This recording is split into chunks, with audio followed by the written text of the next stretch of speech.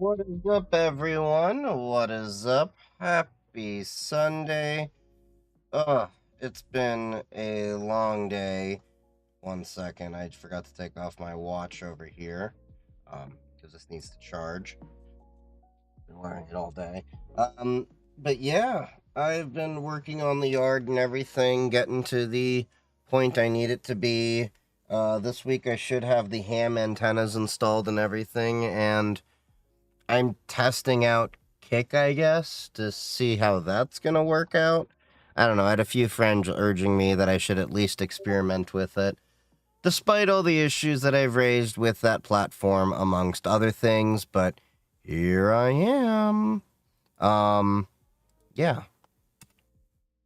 Hold on. Is my TikTok now? Oh, my TikTok's being a dick. One second. I gotta redo the TikTok side. Oh yeah, I forgot. TikTok's always got to be a pain. So I am going to be redoing some of the ways I do the canvases and stuff, because Stream Element apparently has built-in ways for this to be handled. There we go. Okay, TikTok should finally be working. Hooray!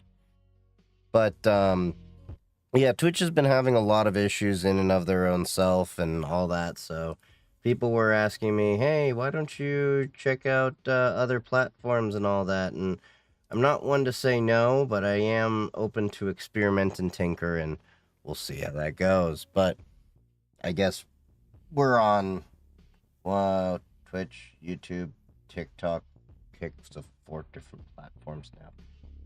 We'll see how it goes. I literally, this is just the first time I'm tinkering with Kick, so I'm going to have to play around with the different tools, moderations. I've had the username parked on there for a little over a year, but recently I attended a hacker conference, local recent or regional hacker conference that's apparently also well known, called Hackers Teaching Hackers. That was a fun little event. So the first day there was a capture the flags and doing all sorts of different ones, and I actually managed to get a couple of flags myself. I forgot to bring the badges down, damn it. I'll show them next stream. But yeah, I won a badge. Let me open up my Discord server over here, and I can show you at least what the badges kind of looked like. Okay.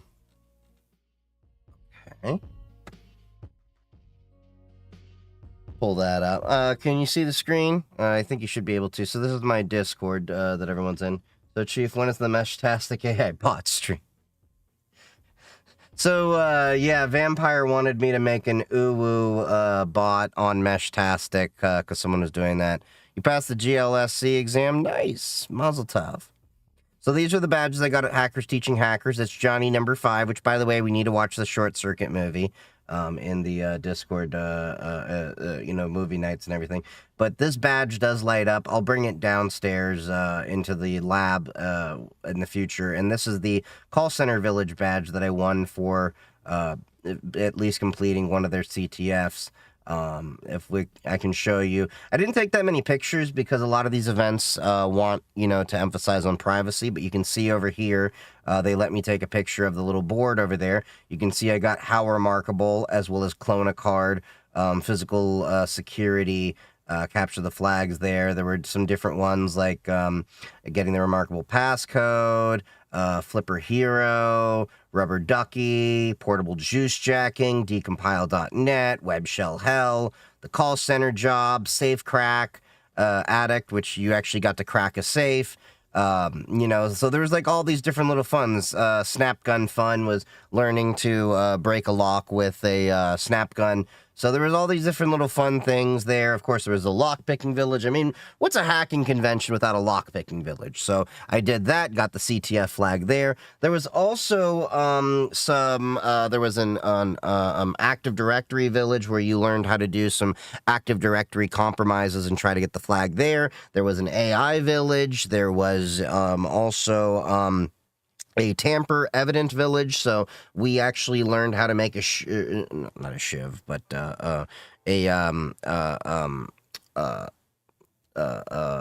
what do you call it? Basically, we cut a piece of a pop can open to shimmy open tamper-evident devices without showing, and then saw how we could lift tamper-evident stickers using acetone and then replace them without looking as if someone had modified them. That was part of the CTF, as well as opening a box with a mercury switch without setting it off. So it was a really fun time, lots of tankerings and all that. And then the second day were lots of different talks. So the first day was all just CTFs. I didn't get to spend as much time as I wanted to because I had to do some things for work. But the second day was talks. Actually, there was 3 days, if I recall. The first day, there was some talks. The second day, there were CTFs. Then the third day, there were more talks. So there was really interesting talks. I got to see one of my buddies talk about vulnerability management and how it's not so hard. The first day there was, what was the event on the first day? I know there was a really great talk that I wanted to see. I did see. Hold on one second. Let me see if I can pull it up. If the app isn't, yeah, cool. So I still got it. Yeah, the first day was Shell. Yeah, those were the workshops. So a couple of the workshops you had to pay for. Intro to Bash and Linux for hacking and pen testing. I thought it was a great refresher of Bash and different commands and, shortcuts and things like that. It was a free little one. I thought that was great. The other two, I didn't really have, interest really. Well, not really interest, but it was more of a value proposition because I'm working a lot on some stuff for work that I didn't really see was a good value of my time.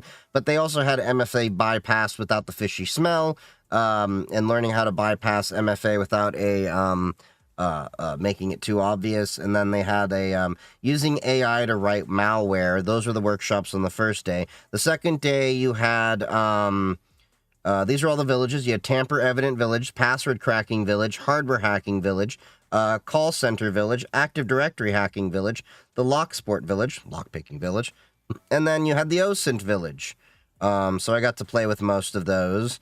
And then there were some great talks overall, like cloud security and other assorted cautionary tales, methodology for stronger defense and sharper security, hyperdimensional computing for hackers, they even talked about developing hands-on hardware training exercises for DEF CON IoT Village. So there was some really, cool talks and everything that went over when it came to hackers teaching hackers. And it was a fun little event, I have to say.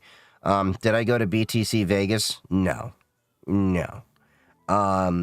I keep having people that want me to go to cryptocurrency conferences and everything, and years ago I may have been interested, but the honest truth is cryptocurrency has veered so far away from its original purposes and intentions that now it's basically become a bunch of schemes and scams that, a lot of people fall prey into, and it's no longer become the system that was supposed to destroy fiat currency and centralized banking and has now become another tool of those systems. The fact of the matter is that you have people that are valuing their wealth in dollars in terms of how they have cryptocurrency. The cryptocurrencies were supposed to be destroying the idea of the dollar post banking collapses and recessions in 2009, if anyone read the papers from Satoshi Nakamoto. So no, but yeah.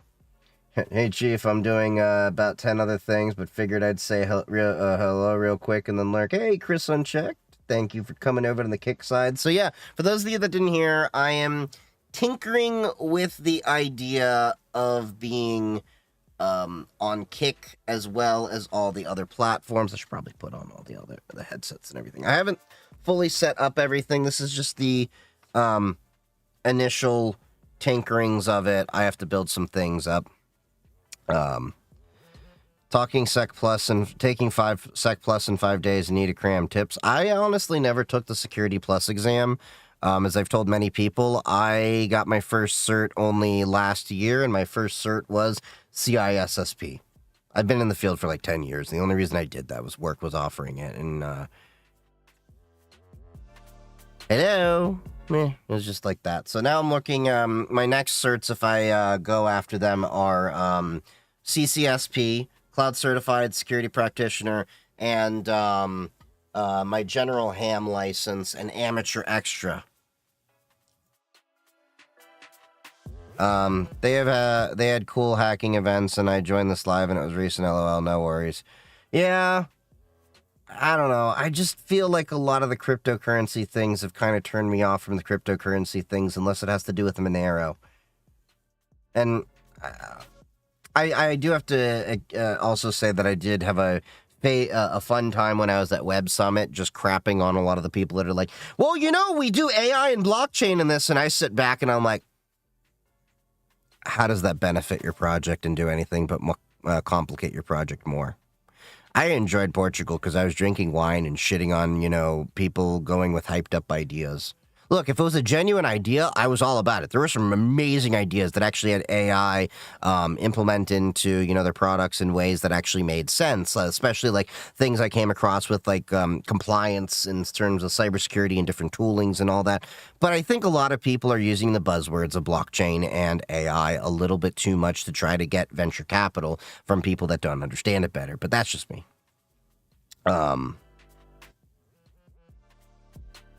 Do I have a LinkedIn? Not really.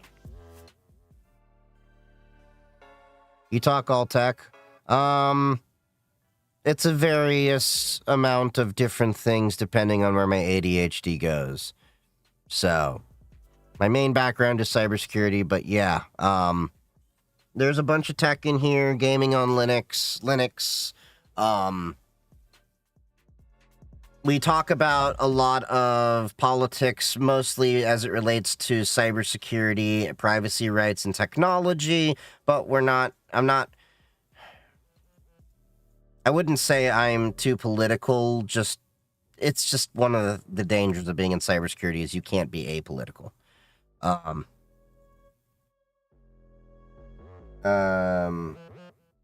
Did as you said some time ago, running Parrot OS, very smooth. Yeah, I love Parrot OS when it comes to running bare metal, ethical hacking distributions of Linux that are, out the box with all the tools and everything you need to do all your hackings and stuff. Kali, I always tell people to keep in a VM, if anything. But Parrot OS runs a lot smoother, I've noticed, than Kali, and it runs lighter weight. I don't know why it feels that way. It could just be that there's a lot... I don't know. I haven't gotten that into it, but it feels like it's a lot smoother than Kali with the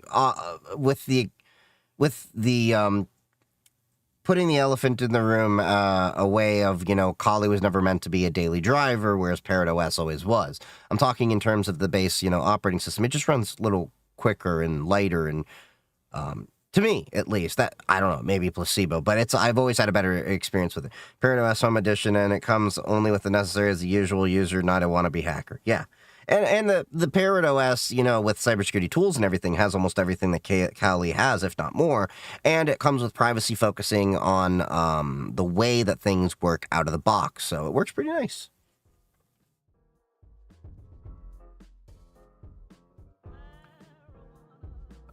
Just want to know why Nintendo would release a non-OLED in 2025. You want to know why? Get the money, dollar bill, yo. It's the money. It's always about the money. Because everything around me. Green, get the money. That's why. Well, yeah, the tariffs definitely are part of it, but I was kind of, circling around that issue as well. Because the reality is with the incoming tariffs coming in, well, not incoming, they're already here, it's going to cause things to be more expensive. And they already have to figure out ways to mitigate these price hikes around that direct thing. Because the reality is tariffs as they are going to drive down consumer spending. That's just the simple reality of things. Yeah, the Switch doesn't even give you a game. It's a key for $80. Yeah, I'm not buying a Switch. Now, let me make this very clear. I'm not saying I'm not going to buy a Switch because, oh, you know, I don't like all these things. I don't like all those things. But the reality is, I don't really do gaming on the go. I really don't. The only real time I play video games, to be honest, is primarily when I am on stream. That is really the only time I game. Is I maybe am on stream because I'm usually doing a lot of other stuff. But yeah, just got a 3D printer. What are your fave prints I should try out? Have you heard of a company called Defense Distributed? Grab your blocks when you see Tupac. No, but seriously, besides that, there is the F-bombs. I love the F-bomb little 3D prints. Those are my test prints. There's this Kaleidocycle 3D print thing. I also make a lot of these bag clips for my chips and everything. These are great. These work better with PETG. PETG is my main material that I use. I also have 3D printed this mouse over here. I use this on my stream PC over here to save some space. Has a little vintage 8-ball over here. Took me a while to find the right size for it, but this is a 3D print in 3 different pieces. There's the top that I made two-tone like that, the base, and then there's a little cup that it fits in under, and then you have to solder the sensor in. This is a kit that was made by Ploopy. You can buy it with their 3D printed parts, but I like to do my own because then I can do my own little stylings and things like that and make it all pretty. But yeah,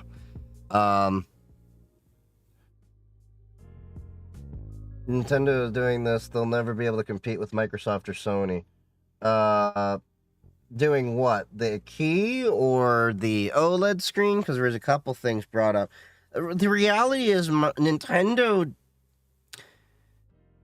has IP that they can compete with on Microsoft and Sony with that Microsoft and Sony don't really have as much anymore, or at least have squandered. Let's put it this way. Microsoft had Halo. They've squandered the Halo IP, okay? I'm just being honest here. I was a massive Halo fan. Still love the original Halos. And that kind of like after like a while, the story just went... People still love Mario. They still love Legend of Zelda. And those titles have been on for like 30 years on now. So, like it or not, Nintendo's still going to be around. Yes, they are making some bad moves, but yeah.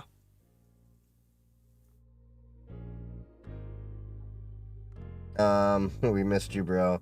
Good to see you. Yeah, I've been busy as hell. I've been trying to fix my house, so I don't know if you heard.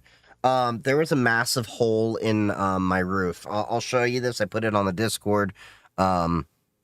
Yeah, if y'all are not part of the Discord, you should be. I'm going to try to be more active in my own Matrix server. I am hosting it. I should be more active in there. Yeah,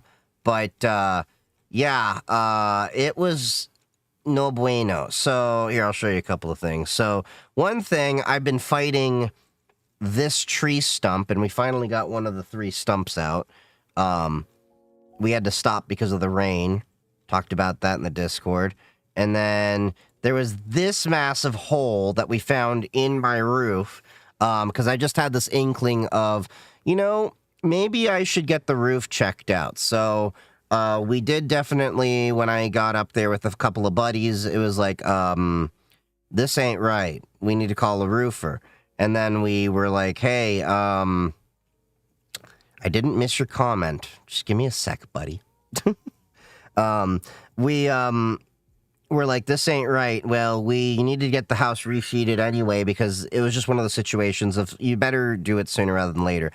And we uncovered this massive hole, which explains why it was so hot upstairs. My heating bill's going bad, and it was just rotted out. I had to resheet the whole thing. So I've been dealing with that, dealing with the house, and yeah, it's been annoying. But anyway,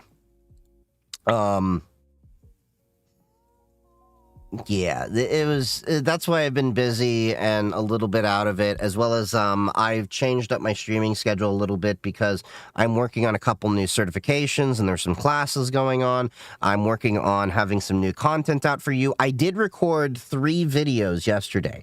I just have to be in the middle of finishing editing them. Luckily, with the new teleprompter that I got from Elgato, they didn't provide it. I purchased it. That has actually been a game changer, as well as the new camera. As you can see, there's been better quality of the video and everything. I just have to go ahead and edit that. So there will be more YouTube videos coming about soon. Let me see. I can give you hints on what the 3 videos are, so y'all know what is coming. One is graduation doxing. We're getting into how parents accidentally dox their children, particularly taking aim at those stupid high school or college, "My child just graduated" banners. There's that. There's the bad box malware that's going out there. That's probably going to be the first video I put up, followed by the graduation doxing, and then sleazy sales tactics. Having been dealing with home repairs and everything, I've noticed how there's some people that do home repairs that are, it's just outright social engineering, trying to get you into a sale and just making you all aware of certain sales tactics, so maybe you can make your friends, family more aware of these kind of attacks. Or not attacks, but well, they are. They're kind of attacks to try to make you buy overpriced products and pressure you into a sale that you're not actually ready for, nor actually need to pay for. Yeah, so this is something I think that'll be worthwhile for all of you. Gaming on Fedora, everything's better than Windows except EA games like Battlefield and Madden. Unfortunately, EA still likes their little stupid anti-cheat, and EA has really just been kind of crapping the bed for a while. I don't know what to tell you. The thing I tell everyone when it comes to, well, this game doesn't work on Linux, there are thousands, if not tens of thousands of other games out there that are worthy of your time. Go play one of those games. There's tons of other games out there, tons of indie studios out there that make amazing IPs out there that are better worth having you spend your money on than giving these AAA studios that want to take advantage of your privacy and just give you a subpar experience. I know there's some people that are like, well, I like this particular game. Well, I don't know what to tell you. All right. But yeah. Why are there so many government FTP servers with the non-login open? Because the government, unfortunately... So here's one of the problems that I've always said for a while. The government is a victim of their own hiring policies. I actually talked to this with a friend who wanted to join the FBI straight out of college. However, the FBI has very, very strict... Look, I'm not going to shun anyone that wants to actually... Let me put it this way. Most people that want to go into law enforcement have the best intentions possible. I had a friend that wanted to go into the FBI for cyber crimes to, stop these cyber criminals and things like that. Noble reason to get in. They were dismayed that they couldn't get in because of the FBI criteria in order to hire people, where just one thing out the gate, how do I say this being TikTok friendly? A certain plant that is a French yes or similar, shall we say it's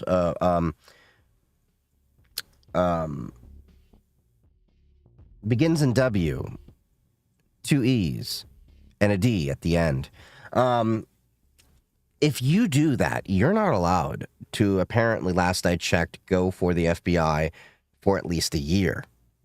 Now, you know what if you are in the hacking community, the ethical hacking community especially, you know one thing very well when you go to DEF CON and a lot of these conferences, things are used. Legally or not. And unfortunately, because of the government's backwards policies that haven't caught up with the times and in conflict with a lot of state laws, they are limiting their pool of applicants that actually would be qualified for a lot of this because of their own arbitrary criteria. And that is, you can't do it within 10 years before applying? Okay, that's news to me. I thought it was 1. But this criteria is eliminating some of the best people out there from being able to apply for these jobs in the government. And that's why government really doesn't necessarily have some of the best security practices. And in some ways, they're a little bit behind because the best and brightest don't want to apply for it. That and a combination of the pay and is subpar in terms of the public sector versus the private sector. And when you add to it at the federal level, what's going on right now with job security and all that, and the fact that Donald Trump is undoing a lot of Joe Biden's advances in cybersecurity with different mandates that he had prior, purely on the reasoning of it was Joe Biden that did it. That, like, let me put it this way. I'm not a fan of Joe Biden. I am most certainly not a fan of Donald Trump. But I am a person who will give credit to where credit is due. And there were some good things that Joe Biden did for the cybersecurity community.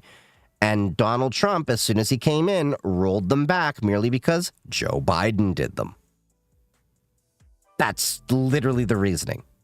There's no reasoning why he rolled back a lot of the cybersecurity protections and enhancements and things like they had. But anyway, yeah. It was, 3D printed lid for power meters, so it isn't obvious you are hooked. Wait, what? Had Apple not chosen to create a prison garden for their products, could they be a major competitor in the PC world? They were a major competitor in the PC world. This is what I think a lot of the generation doesn't realize. When I was growing up, Mac was the everything computer. You want a game? Get a Mac. You want to do multimedia creation? Get a Mac. Whether it's video or music, get a Mac. You want to do development? Go get a Mac. Mac used to be the it computer for everything. I used to be a Mac user at one point, believe it or not. I didn't turn into this Apple hater. I am a scorned Apple user because they left the ways of how they actually were so great with Apple. And Apple lost its way. I don't know exactly where we can point to it, but I kind of say right around when they shifted from PowerPC and Xserve and tried to go on the Intel bandwagon in x86. Because here's the thing. Everyone's going around like, oh my God, the Apple M series is so revolutionary. No, it's not. It's just Apple returning back to RISC-based architecture, which they did in the first place. They should have never left PowerPC. They should have never left PowerPC. They should have evolved from PowerPC and eventually moved from PowerPC, in my opinion, to RISC-V rather than going onto ARM. There's issues I have with ARM. Down to the licensing and other things like that, but neither here nor there. But Apple used to be the major competitor that people had up until Microsoft actually started to, for lack of a better way to say it, get their crap together. So Windows used to be a nightmare to dev for. Still kind of is. But they actually embraced the suck and they said, hey, yeah, there's a thing called Linux over here. What if we attach it into Windows and make it easier for them to do things? And then Windows Subsystem for Linux came around, and then suddenly you bridged a lot of the gaps that Microsoft Windows had. Because there was examples, one of my friends that actually made C programs. I'm not a C guy. I don't really do much coding. I maybe do at most Python and bash scripts for a lot of the stuff that I do. Maybe the one-off PowerShell. And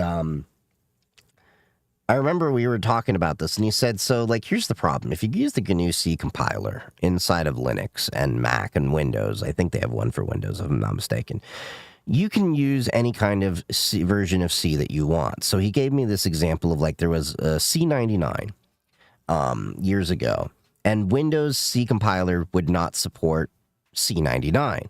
And the reasoning Microsoft gave that they don't support C99 is no one's, compiling code in C99. But the reason nobody was compiling code for Windows C compiler to work was because C99 was not in the Windows C compiler. Whereas the GNU C compiler, GCC, had it. And it just worked. That's just one small example. So there's like little things like that. Sorry, but I have to ask, do you have any respect for Snowden? I do. You have to understand, given what Snowden actually revealed initially is information that the United States citizenry actually had rights to know about what was going on that the government was doing illegally in our own backyard. Similar to what Jonathan Pollard was, imprisoned for under Reagan. These were things that were required by law to be disclosed, and the government was not being accountable to its citizenry or the alliances that they actually had signed treaties for to hand over this information. And Edward Snowden did what he needed to do. Now, what you can say is, was Russia the best country to go to? Probably not. But putting myself in his shoes, if I were to pick a country that I wanted to make sure would not send me back to the USA and hold me accountable, I think Russia is really the only country I could think of, for better or worse. Because you could say, like, oh, well, what about Ecuador? Julian Assange. They'll hold out for a few years, but eventually that's going to happen.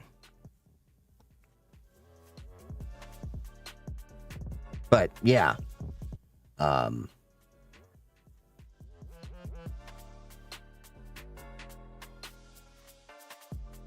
Let's see the other ones. Ever saw those Yandex delivery drones? I have not.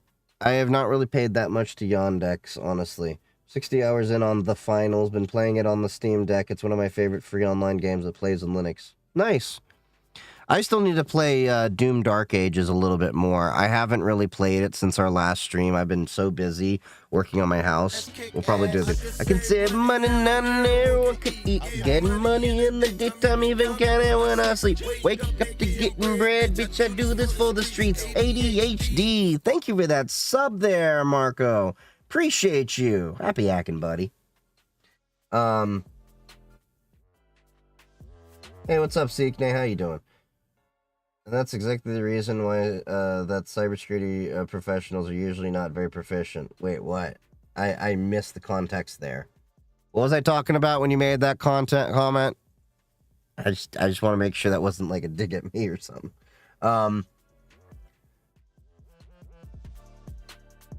Julian ended up getting locked up, didn't he? Yup. From what I recall, they did eventually extradite him to the USA after years and years of pressure. Look, the reality is, the USA is still an extremely powerful country.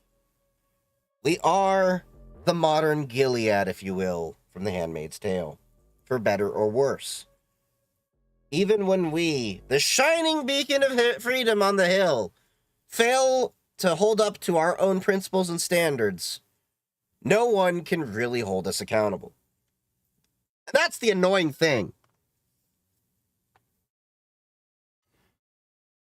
So I guess non-extradition countries actually don't exist for asylum seekers. They do, but they don't. The problem is you piss off enough of the right people, it won't matter. I mean, you piss off Russia, they'll shoot some polonium through an umbrella at you. You don't know what I'm talking about, do you? Does anyone know about the polonium in Russia? Really? We're talking like Soviet era. Okay, so this is a really interesting thing. So, I think it was polonium. Russia, polonium, assassination.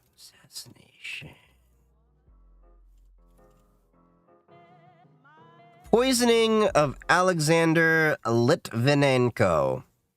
So, for those of you not aware, was an officer of the Russian Federal Security Service, FSB, and, of course, KGB. In 1998, Litvenko and several other Russian intelligence officers said they had been ordered to kill Boris Berezovsky, a Russian businessman. After that, the Russian government began to persecute Litvenko. He fled to the UK, where he criticized the Russian president, Vladimir Putin, and the Russian government. In exile, Litvinenko worked with British and Spanish intelligence, sharing information about the Russian mafia and Europe and its connections with the Russian government. On 1st of November 2006, Litvinenko was poisoned and later hospitalized. He died on the 23rd of November, becoming the first confirmed victim of lethal polonium-210 induced acute radiation syndrome. So basically, it had been theorized that there was a, not theorized, they actually found like a small pellet inside of him that had polonium-210, and they had theorized like an umbrella, air pressured, like kind of shot him or something. It's like, yeah. Yeah. Just saying. This is a thing. This isn't conspiracy. This is like, this legitimately happened. Okay? So, just putting that out there. You're talking about the amount of restrictions of government give to cybersecurity professionals in the government. Oh, yeah. Yeah. Okay, cool. That makes sense. I just wanted to make sure, because I've been bouncing around with several different things, and brain go, woo, squirrel. Oh, I think the protests in Los Angeles are going to spread, and yes, I do. Oh, yeah, those protests, they're kind of interesting. So, for those of you, how many of you are aware of the protests at Kent State? This is not a modern thing. This is a thing that happened, am I missing a bottle of wine?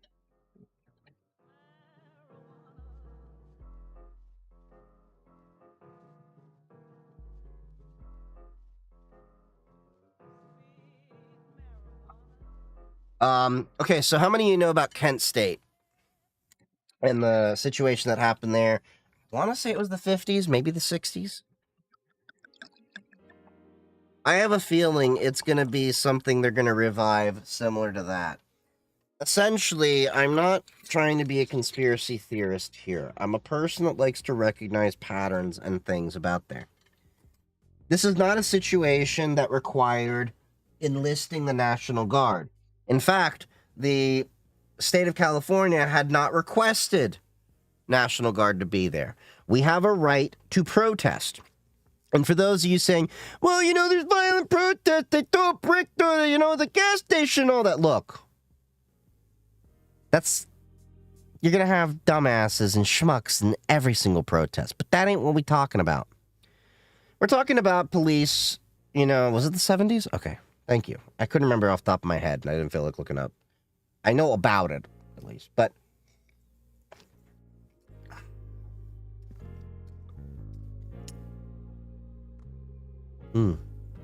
miss my Vinho Verde wine. I really only have a few sips of adult juice usually when I'm on stream here or movie night. But anyway, everyone has a right to protest. Everyone has a right to assemble. And the fact is, Trump doesn't like the fact that people are opposing his things. And don't you find it odd that police are actually covering their faces when they're doing a lot of these raids and everything that goes on there? A lot of the things that have been going on are unconstitutional. I'm not saying this as anyone but a person that doesn't care for anyone in government. Okay? Look, if y'all have been paying attention to me, I didn't like Biden. I've had my issues with Obama. I've had my issues with Clinton. I hold no sacred cows. But the reality is Trump is by far one of the worst candidates that I've ever seen in running our federal presidency for the entirety I've been around. Because here's what I would say is, even as a child, as much of the issues as I would have with George Bush, Jr., not Senior, I wasn't old enough for that.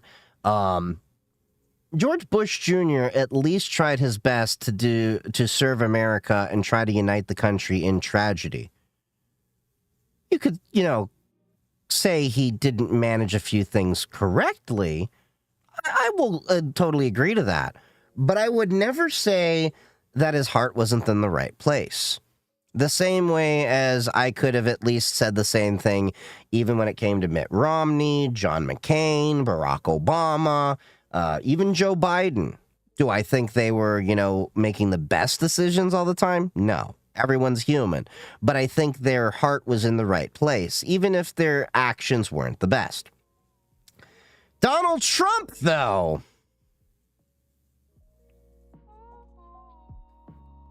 Between the cryptocurrency scams, the shuttering of different agencies, the shutting down of the government, the big beautiful bills, you know, the whole, like, what is just outright corruption, things like that, I just can't give him the same benefit of the doubt.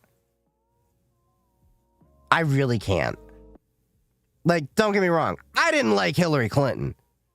But I despise Trump. Okay? Just going to put that out there. Trump does not like educated people. Of course not, because he's not one. Have you seen the actual examples of people showing he may not be able to read? Like, it's not even like it was brought up as jokes, but like, I think there is actually some sincerity to the claim. It's a little bit upsetting that way. Essentially, ICE is being challenged directly. Good. That is our right in the United States of America to be able to challenge any bit of authority, because that is the very principle and way that this country was founded. We directly opposed authority, and that is the founding principles that our founding fathers instilled upon us in the Constitution. And if Donald Trump doesn't like that, then he can take his commie butt back home. Yeah, that's right. I called Trump a commie. Maybe not commie, more fascist. But you get my point.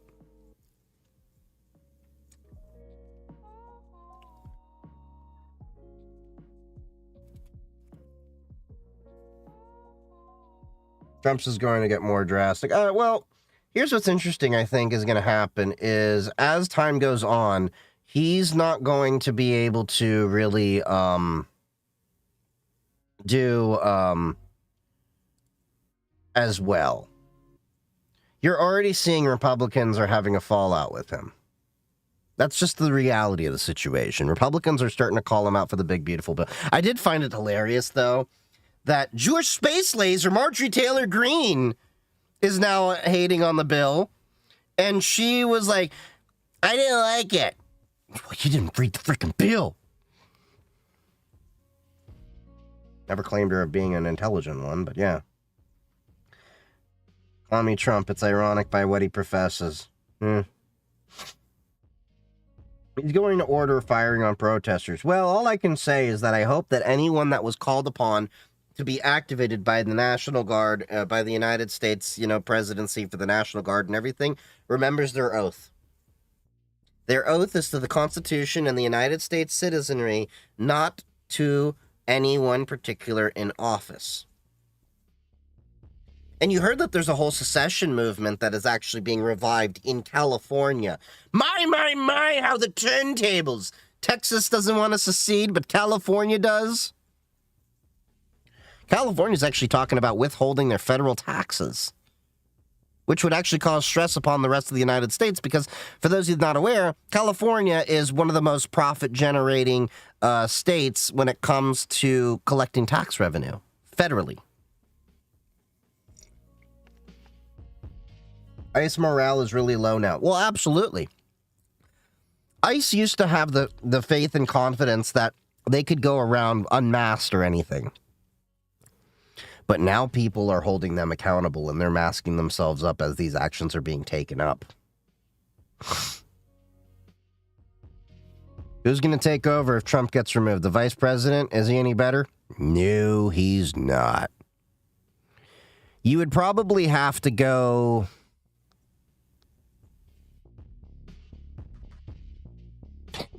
Yeah, I was just thinking about that. If the vice president takes over and then we kick the vice president out, then it goes to the House of Representatives, if I recall, from the chain of succession. And if that doesn't work out, then it goes to the Senate, if I recall, or is it vice versa? Either way, it's not a great look. You really want MAGA Mike Johnson taking over?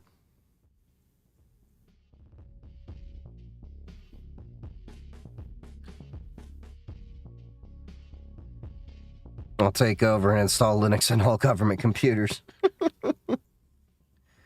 Can we just vote my dog for president at this point? Let's vote our dog. My dog. Let's vote my dog. J.D. Vance, I don't know what's worse. Well, no couch cushion would be safe around him. Let's be sure about that.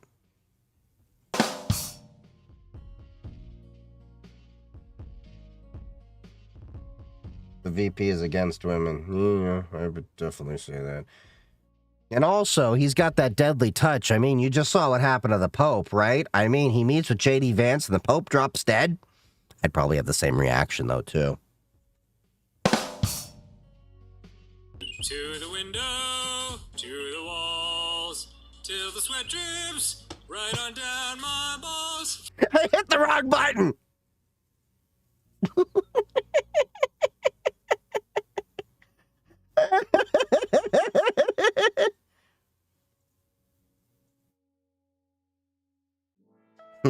We're killing it, literally. So yeah, Mussolini treatment. Wait, hold up.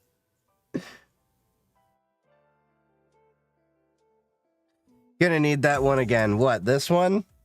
To the window, to the walls, till the sweat drips right on down my balls.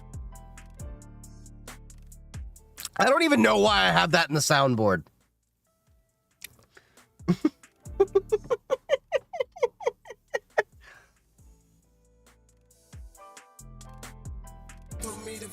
The button that I meant to press when I said, you know, that Vance had that death touch was supposed to be... Move, bitch! Get out the way!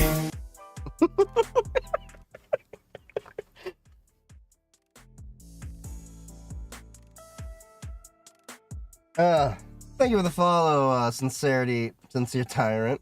What's up? What are you using for that if on Linux? I'm not on Linux, per se, so I have a 2-stream PC setup. Here, I'll show you.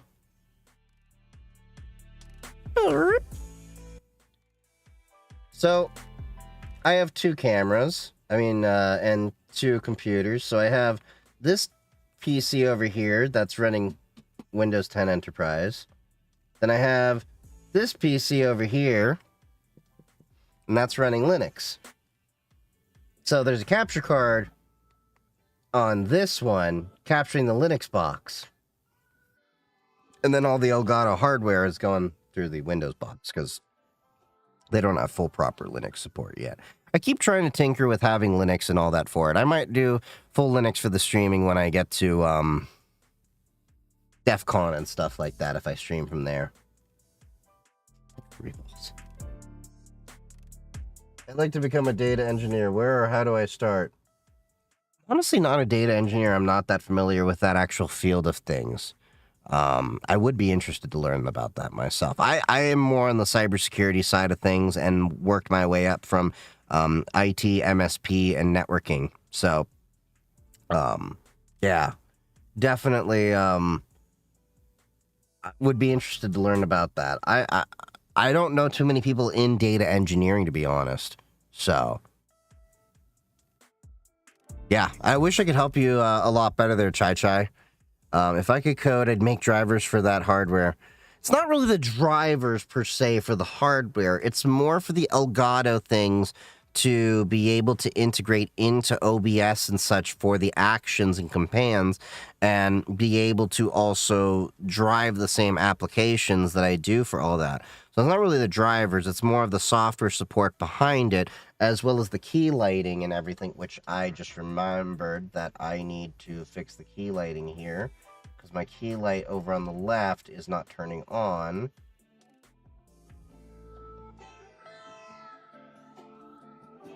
Hold on.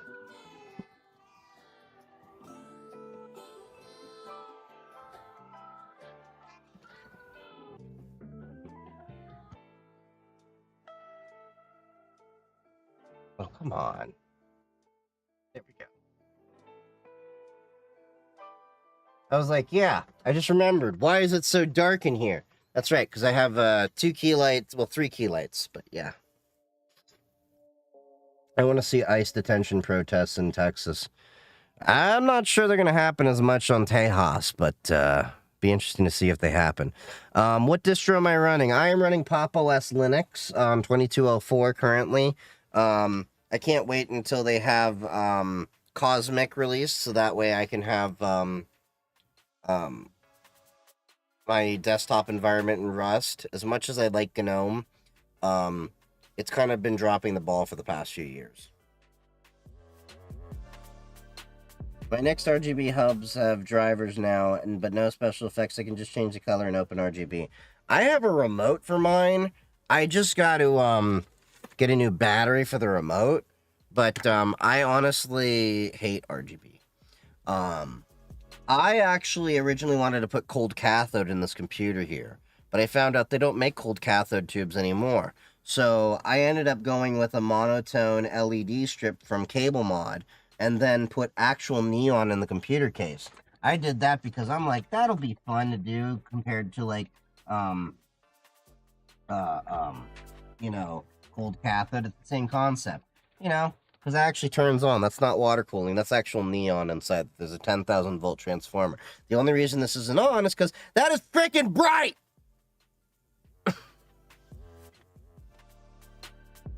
That is one of those things of, well, that's a really cool idea. Then you execute the thing and you're like, wow, that was a really dumb idea. But it looks cool. Blinded by coolness.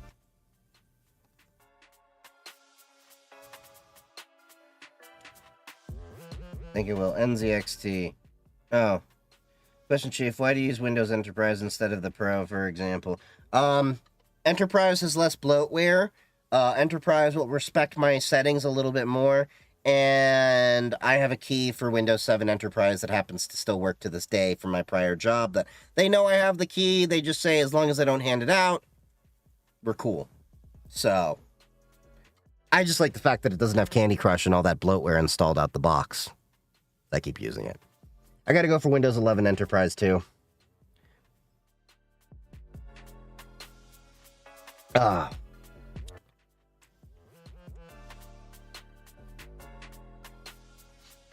to reprogram Chief's house and reprogram all the buttons on the soundboard. Look. Vampire, you do that. All I'm gonna say is this is gonna end up being you. Circumcision confirmed. Noticed?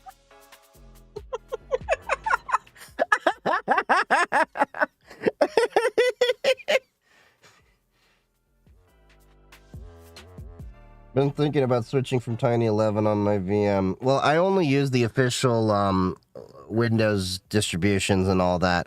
Enterprise is good. Yeah, it is. There's a little bit extra cost for it. But I don't use third-party remixes and all that because you never are able to really know what goes in them. And if you do them, it's just... There's too many issues that can potentially happen with it. Whereas if I get it direct from Microsoft, it's like as much as I don't care for Microsoft, I can pretty much be guaranteed that there's not going to be supply chain issues. Whereas I can't really have that guarantee with any third party, as well as the fact that if there's a Windows update, I know it's going to work. A lot of these stripped down Windows versions, if there's a Windows update, it may not work. And I know some of you are like, well, I don't like to do Windows updates. Well, I do, because I like security. So what do you think Trump's next move is? Well, it's kind of hard to predict a person that takes the short bus into work. Sorry. I don't know what his next move is, but I do know that people need to stop thinking that he's doing some kind of 4D chess move. I mean, even Elon Musk and that bromance has finally devolved, and we kind of all knew it was eventually going to be happening, but now here we are. Why does Fedora seem more compatible with advanced hardware? It's using the same kernel, so, I mean, maybe there's validations and testing and all that, but, I mean, it works fine with Pop! OS, too. I mean, it's more pick your poison, really. They're all using a lot of the same software pretty much under the hood with various different configurations out the box. Notice that the parade takes place at 6 p.m. That's because he's an old man and he needs to go to bed early because, he was railing on Joe Biden, sleepy Joe Biden, but Trump likes to get in his MAGA jammies by, 7.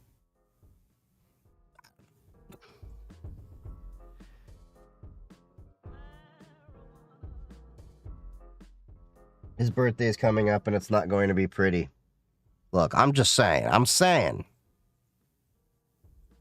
If it was good enough for Mussolini, it's good enough for Trump. Hold on. Do it better, with emphasis. It's good enough for... If it was good enough for Mussolini, it's good enough for Trump.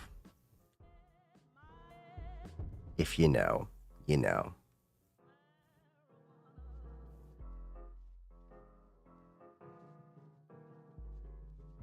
You need to learn how to make RPMs. All RPMs really are, if you think about it, is it's just packages that get packaged up and then extract into the right places. You have to understand that when it comes to Linux, it follows the Unix philosophy of everything is a text file. So all you have to know is how to unpackage the things in the right places for it to actually be able to work. It really amazes a lot of people when I explain to them that Linux is actually a lot more simpler to understand than Windows. It's just that you have paradigms you shift from. It blows people's minds whenever I sit them down and I'm like, okay, why do you think Linux is complicated? Because you have to use a command line? Okay. Now just think about the fact that you have to use a registry editor, group policy editor. You have to go to the control panel for a lot of things. You have to know where to click in the right menus for a lot of these different things, understand the different registry hives and all of this stuff. And now trade that out for a command line and a text editor. You'd be surprised how much more simpler Linux actually is once you live in it. And in Windows, you still need to know a lot of command prompts anyway, so. Hey, what's up, Crypto Never Sleeps? What's up, buddy?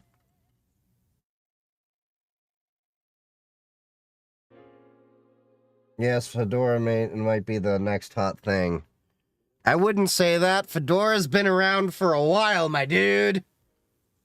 And Fedora potentially has some issues because of upstream what's going on with CentOS and, not CentOS, Red Hat, which also trickled down to CentOS. Because of the things that Red Hat's having happen to it, and it's affecting all the RHEL-based Linuxes. And IBM's pissing a lot of people off. So, Fedora is really not the next hot thing. Fedora's been around for a while.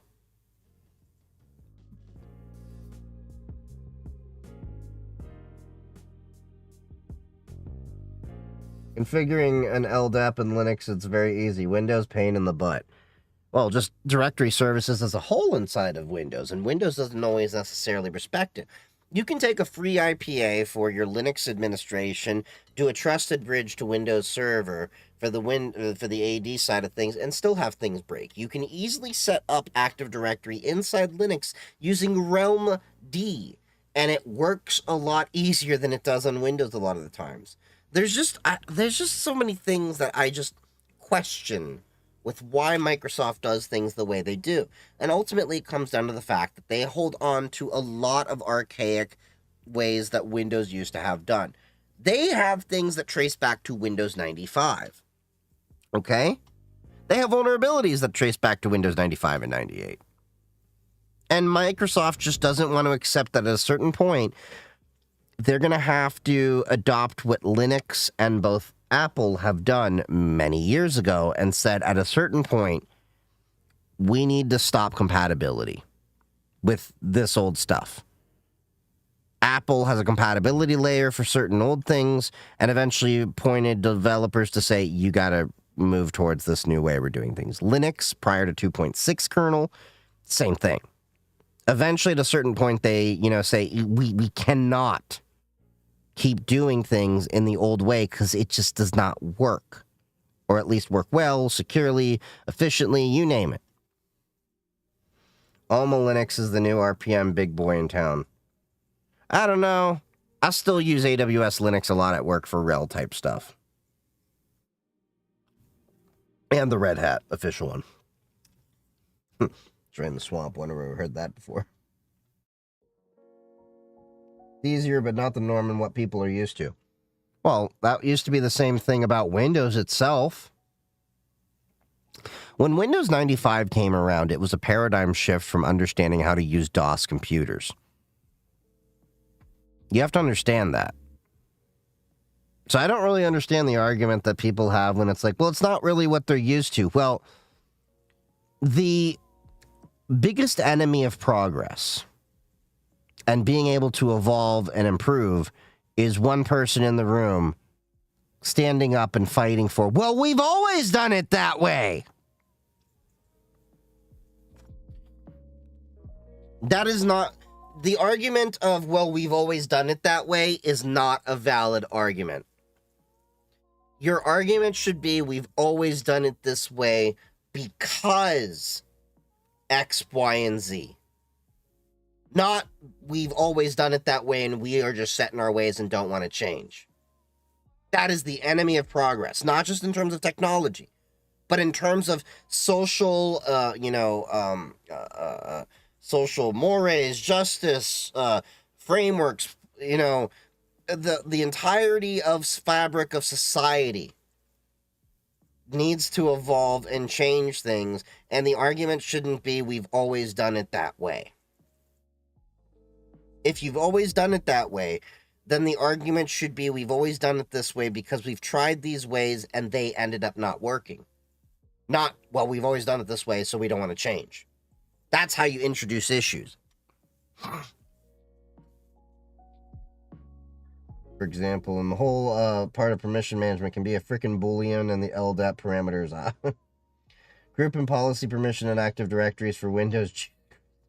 More people had Doom installed instead of Windows 3.1 back in the day. Yeah.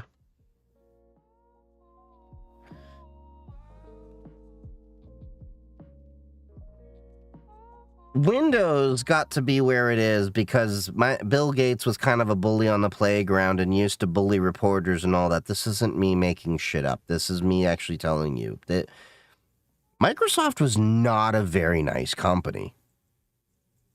Years ago. I mean, Steve Ballmer literally called Linux a cancer. And not in like a nice way. And it's not hyperbole. Go look it up.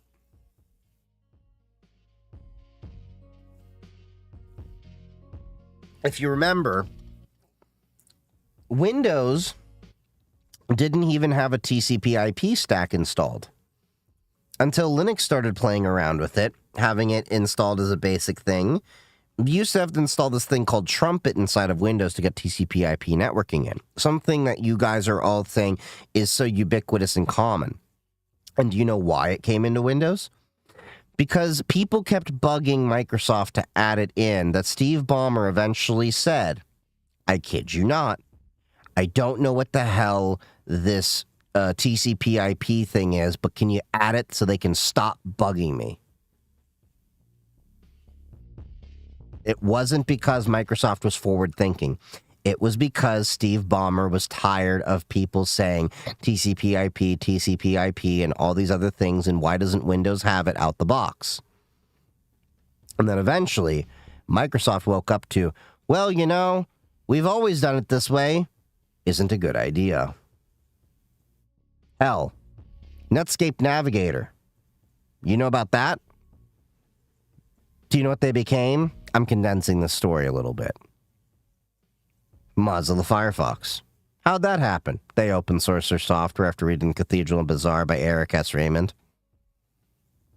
And suddenly the argument of, well, we've always done it this way, of having, you know, a browser sold as a piece of software instead of just open source software, suddenly got turned on its head and then defeated the Microsoft monopoly that was Internet Explorer.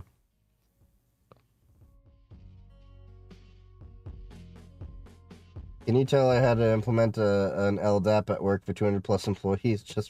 I can tell. LDAP is an annoying thing. There's a reason why I got out of identity and access management when I was in an MSP world. Identity and access management is a pain in and of itself. I'm glad that I understand the things that I do when it comes to SAML, SSO, OIDC, and the other things that I have to know from day to day in terms of my home labbing and everything, but I personally am not interested in that stuff. I like to deal with the cybersecurity tooling itself. The CrowdStrikes, the Zscalers, the Zero Trust Network Access, the, you know, all that stuff, the honeypots, the honeynets, all the fun stuff. I like to tinker, I like to build. I like to play.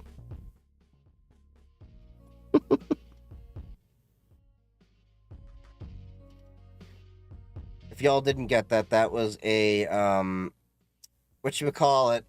Wayne's World reference. I like to play. But, yeah.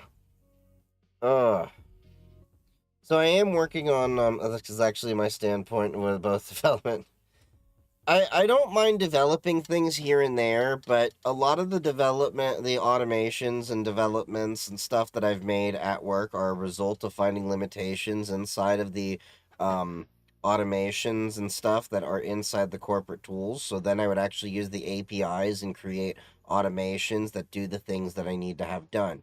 Now the CrowdStrike Fusion SOAR workflow is actually workable after me bitching about a few things for quite a while that I actually can start decomming some of my old stuff. But anyway, yeah. So I am working on a few YouTube videos that'll be coming your way this week. The other thing that I'm working on is now that I'm toning down, getting closer on my home projects, I am eventually going to have a stream where we go and tinker with this device over here, adding the better Wi-Fi antennas and everything. I want to get this guy ready for DEF CON. I want this to be my daily DEF CON device for my notes and all of that stuff. I think it'll be great. That is the MNT Pocket Reform.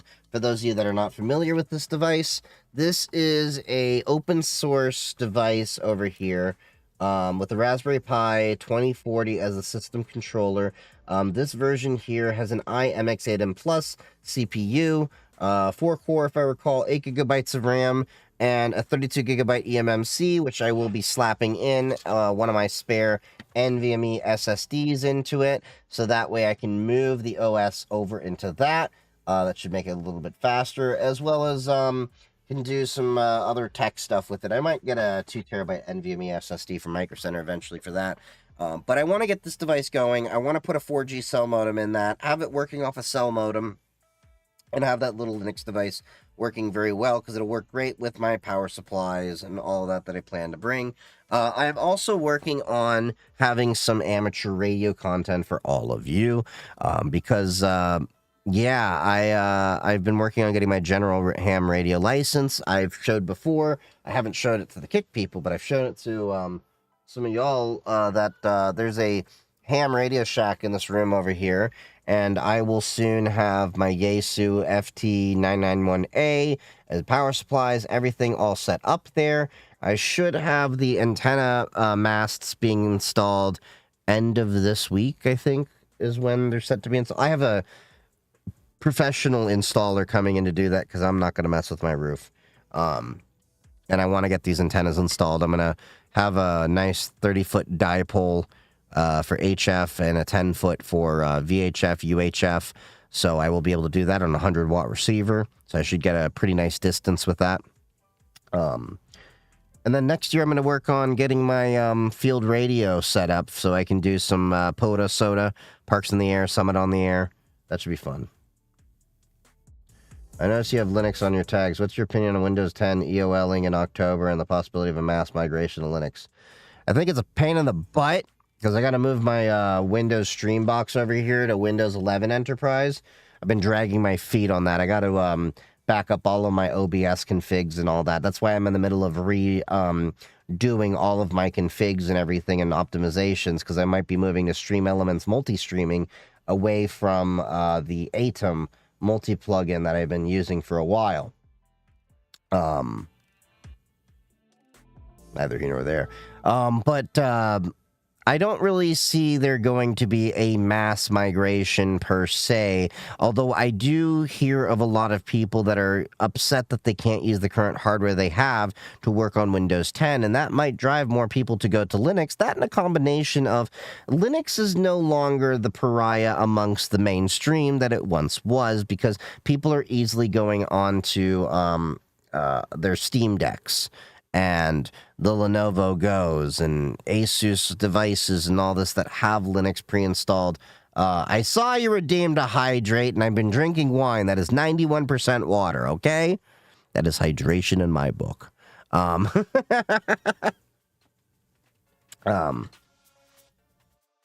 I don't really see there going to be a mass migration in what people think is going to be a mass migration. But I do think there's going to be a number of people that are upset with the way Microsoft is going. Now, the problem is ultimately for a mass migration to actually take over, Chardonnay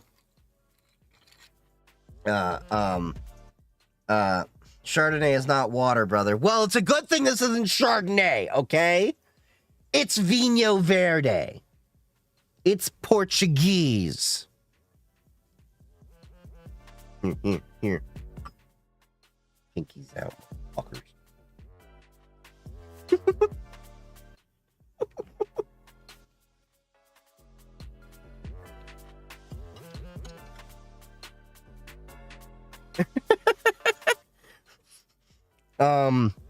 But I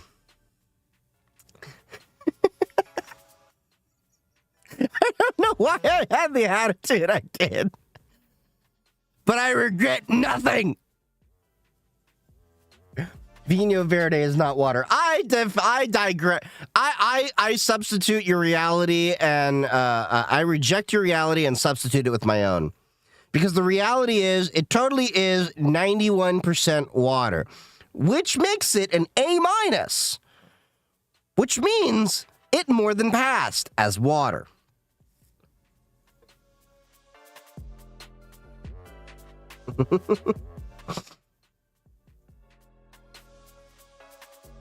Give me my points back then, LMAO. No, they're my points!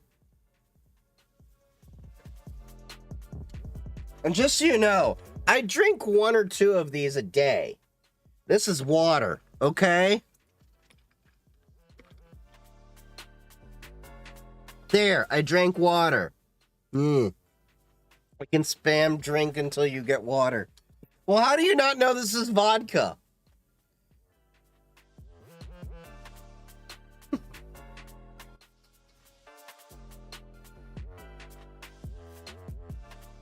Now you're about to feel the wrath of a menace.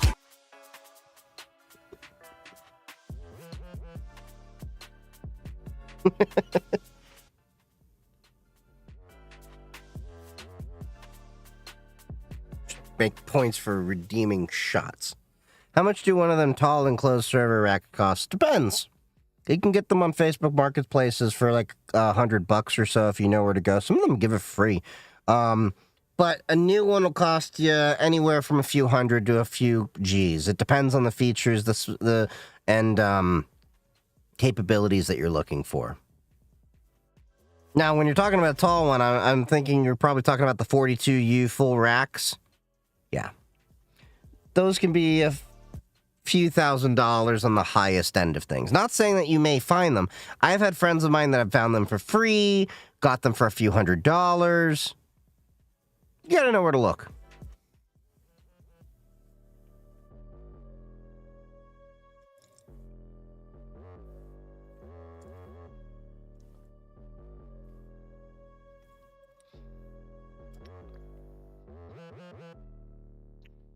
Best Linux distro of all times. I'm typing mine in 3 seconds. Hannah Montana Linux.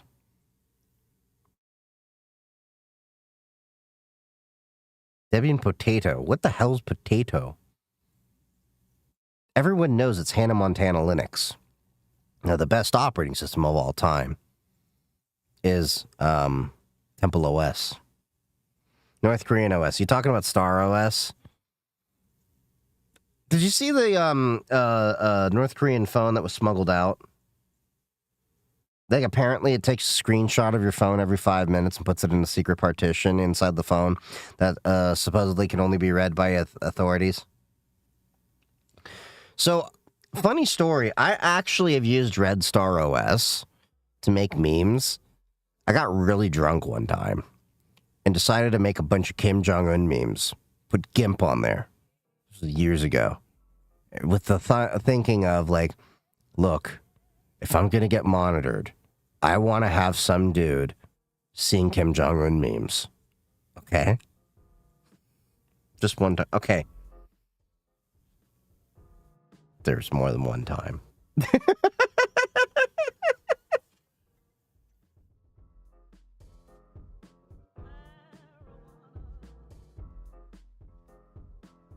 Look, I'm just going to say, if an authoritarian dictatorship makes a Linux operating system that is going to be spying on me, I'm going to be making memes, okay? Love the shirt. Yeah, I just got this at Hackers Teaching Hackers. Attack D was giving it away. I also got another t-shirt that says, "Get in, loser, we're going hacking."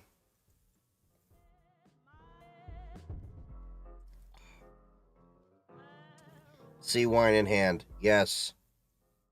And when we hang out at DEF CON, there will be plenty of that. I was born in Cuba. You can't scare me with a little dictator. What if it's a big dictator?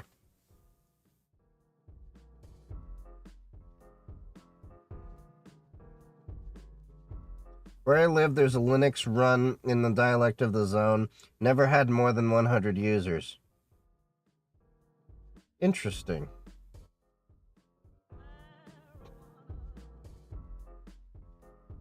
I remember that stream. It couldn't update because it was old. What, the Red Star OS one?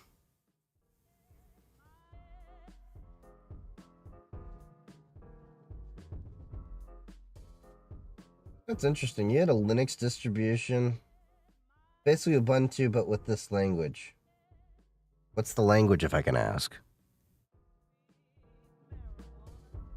But yeah, there's been some interesting Linux distributions over the years. Like, there was, like, Asturian? What's Asturian? Not Austrian, Asturian, right?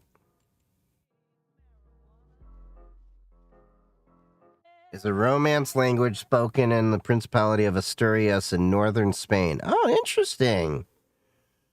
It's part of the Asturianese language family, and while not officially recognized as an official language of Spain, it's protected by the Statute of Autonomy of Asturias and is taught in schools. Interesting. Yeah. Oh, you're famous now. You got a death threat. Only the one? And to be clear, it wasn't me in a wig, right?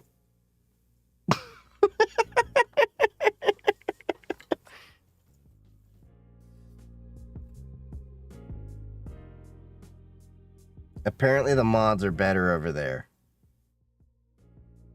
What mods?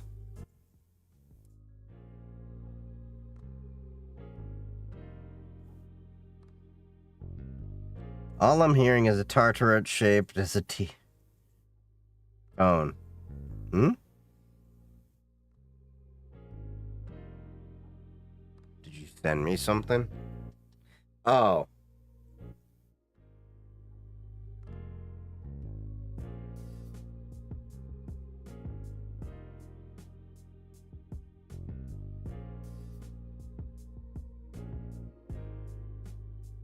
You Tesla Lounge, what is this? What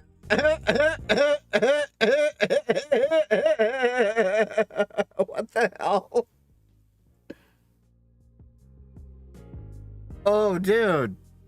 What are you doing in a Tesla chat room? Are you just trolling them? They locked the thread. That's why Spanish is not a language as a country. There are many languages in Spain. Interesting. Did not realize that. Now, my family traces our roots to Spain from the Spanish Inquisition. The Inquisition. What you know? What a show. The Inquisition. Don't you know we're on a mission to convert the Jews? History of the World Part 1, for anyone wondering. Mel Brooks.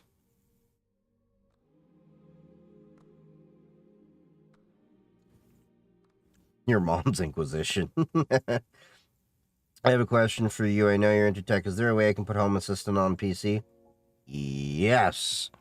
I haven't done it, but you totally can. Though if I remember, you want to have Home Assistant on a separate device altogether, but you could do it through virtualization. I haven't played with it too much myself, but it's totally possible. It's just software.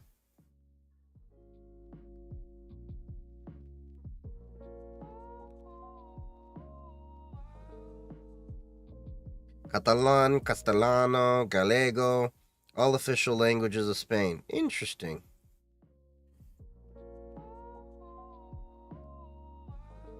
Check the OS for fun. Asterix. Let's check this out.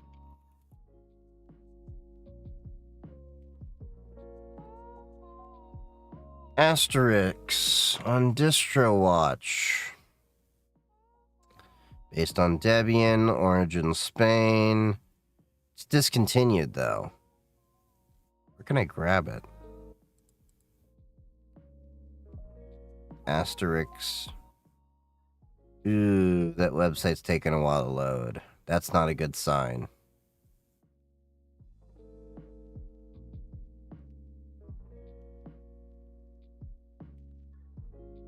Interesting layout though, but it's a little bit older. Looks like it was discontinued in 2012.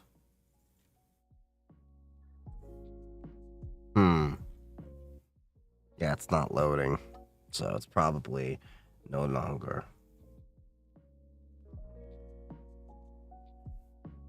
Someone gets an ISO for it, I'll play with it.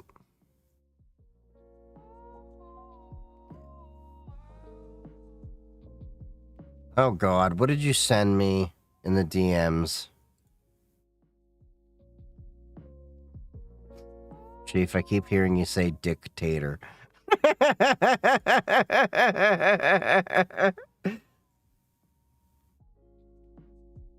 Dictator. Emphasis on the dick. Not in the good way. I found two APC Net Shelter SX42 racks for $35. I only need one, but for that price.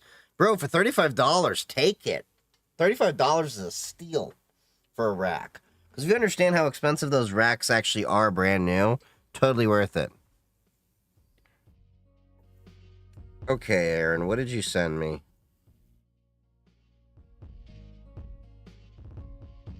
I pick up my first EV on Wednesday. What should I know? Cybertruck. What do you wish someone had told you? Oh god, what did you put on there?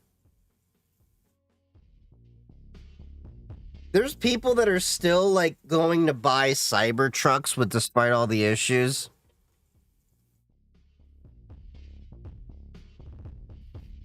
By the way, GeoCities is back in the game. Old school website. Hold up, hold up, hold up! Stop the presses!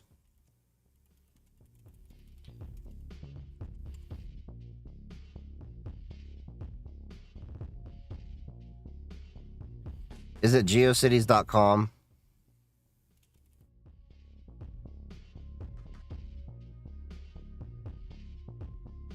No, that just went to yahoo.com.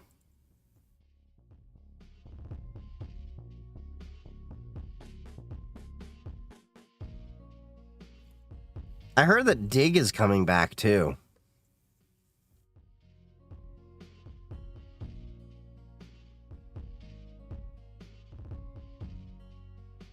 Hold up, I'm trying to dig this up.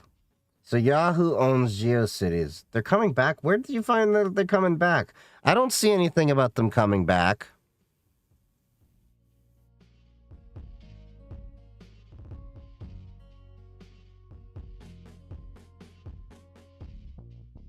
Oh, NeoCities.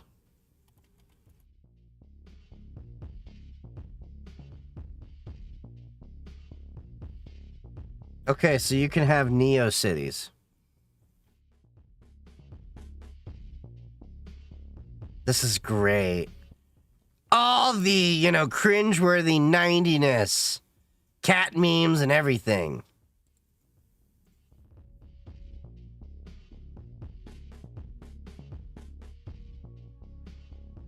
This is great.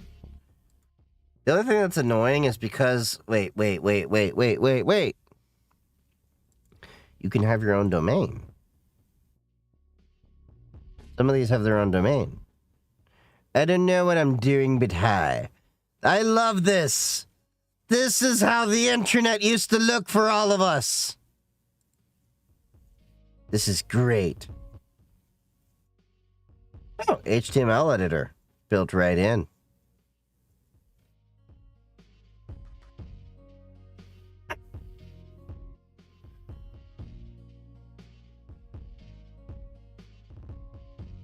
They're going back to Cali. Wait. I'm going back to Cali. Reminds me of Primary Games a little. Wait, what? Primary Games what?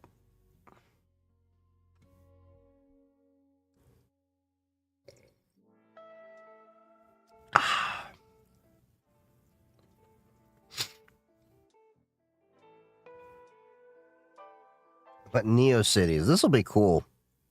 You know, I really feel like we don't have the rite of passage of making websites that crash your entire web browser anymore. I think everyone should experience the masochistic pleasure that comes with making a website automatically playing screaming emo music as you visit my MySpace page to check out my top 8, which is so much overbloated JavaScript that crashes your Internet Explorer 6. I think we all need to go through this. I feel like millennials, honestly, this is just my own take on things. You can tell me if you agree or disagree with me on this take. But I feel like millennials are a lot better with technology because we grew up with technology in a way that it was not taking over our lives, but also we had to learn how it worked to make it, do the thing we wanted.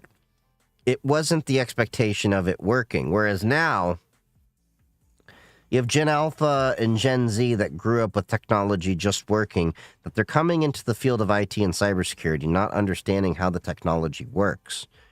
And then have to learn, do you know how many kids I've run into that are starting internships that are like, oh yeah, I haven't really used a computer until recently. I've just lived on my phone. And I look at them and I'm like, no offense, dude, but what are you doing in cybersecurity if you don't know the basics yet? Maybe I'm just sounding like a boomer at that point, but I really think a lot of these kids that are getting into cybersecurity now that don't have the basics in tech and everything need to start from the IT, networking, or whatever side of things and learn the basics. But I think we're kind of doomed in that respect. But yeah. I think I've talked about how there's a new guy at work. He may probably see my streams. But I just feel like he's still too new to the field to be in cybersecurity. Where there's just been these questions like, dude, you need to stop using ChatGPT as an authoritative resource. It's one thing to... That's another thing that I'm realizing with a lot of the people coming into the field now is they're not using LLMs and AI as assistive tools. They're using it as authoritative resources and using it as a crutch. It's one thing to use AI and LLMs to actually help you learn, refine, and improve things. It's another thing to rely upon them entirely because they don't understand a lot of the things that you're getting into. And they also are, what do you call it? Bias machines, I think it was the term one of my buddies came up with. I gotta ask them what, the exact term was. But basically, it will lean towards the bias of whatever you give it, like it or not. That's just the reality. Homer Simpson's first website. Look how the new gen don't know how to download with torrents. Oh my god, that is hilarious when you think about it. I had to think about, I think we talked about this in the past stream, where, I had to think about this. No one in my generation really has the memory of, oh, I learned how to download Juarez and do torrents because this person showed me. We just all kind of knew. No one really showed us Napster. It was just kind of, we all knew about this knowledge. No one really showed us Kazaa, WinMX, LimeWire, and all these things. We just kind of knew. Maybe some people knew more than others, but yeah, and then BitTorrent came around and we just kind of knew. And then, it's amazing having to explain to these kids, no, you go to these torrent sites and then, oh, Emule, BearShare. I mean, we could go on with all the different platforms, okay? I was WinMX, baby, okay? WinMX for the win. I still use WinMX and FrostWire. Does WinMX still work? I know WinMX is primarily Windows, but I don't remember if it still worked. And FrostWire is just LimeWire in a repackage.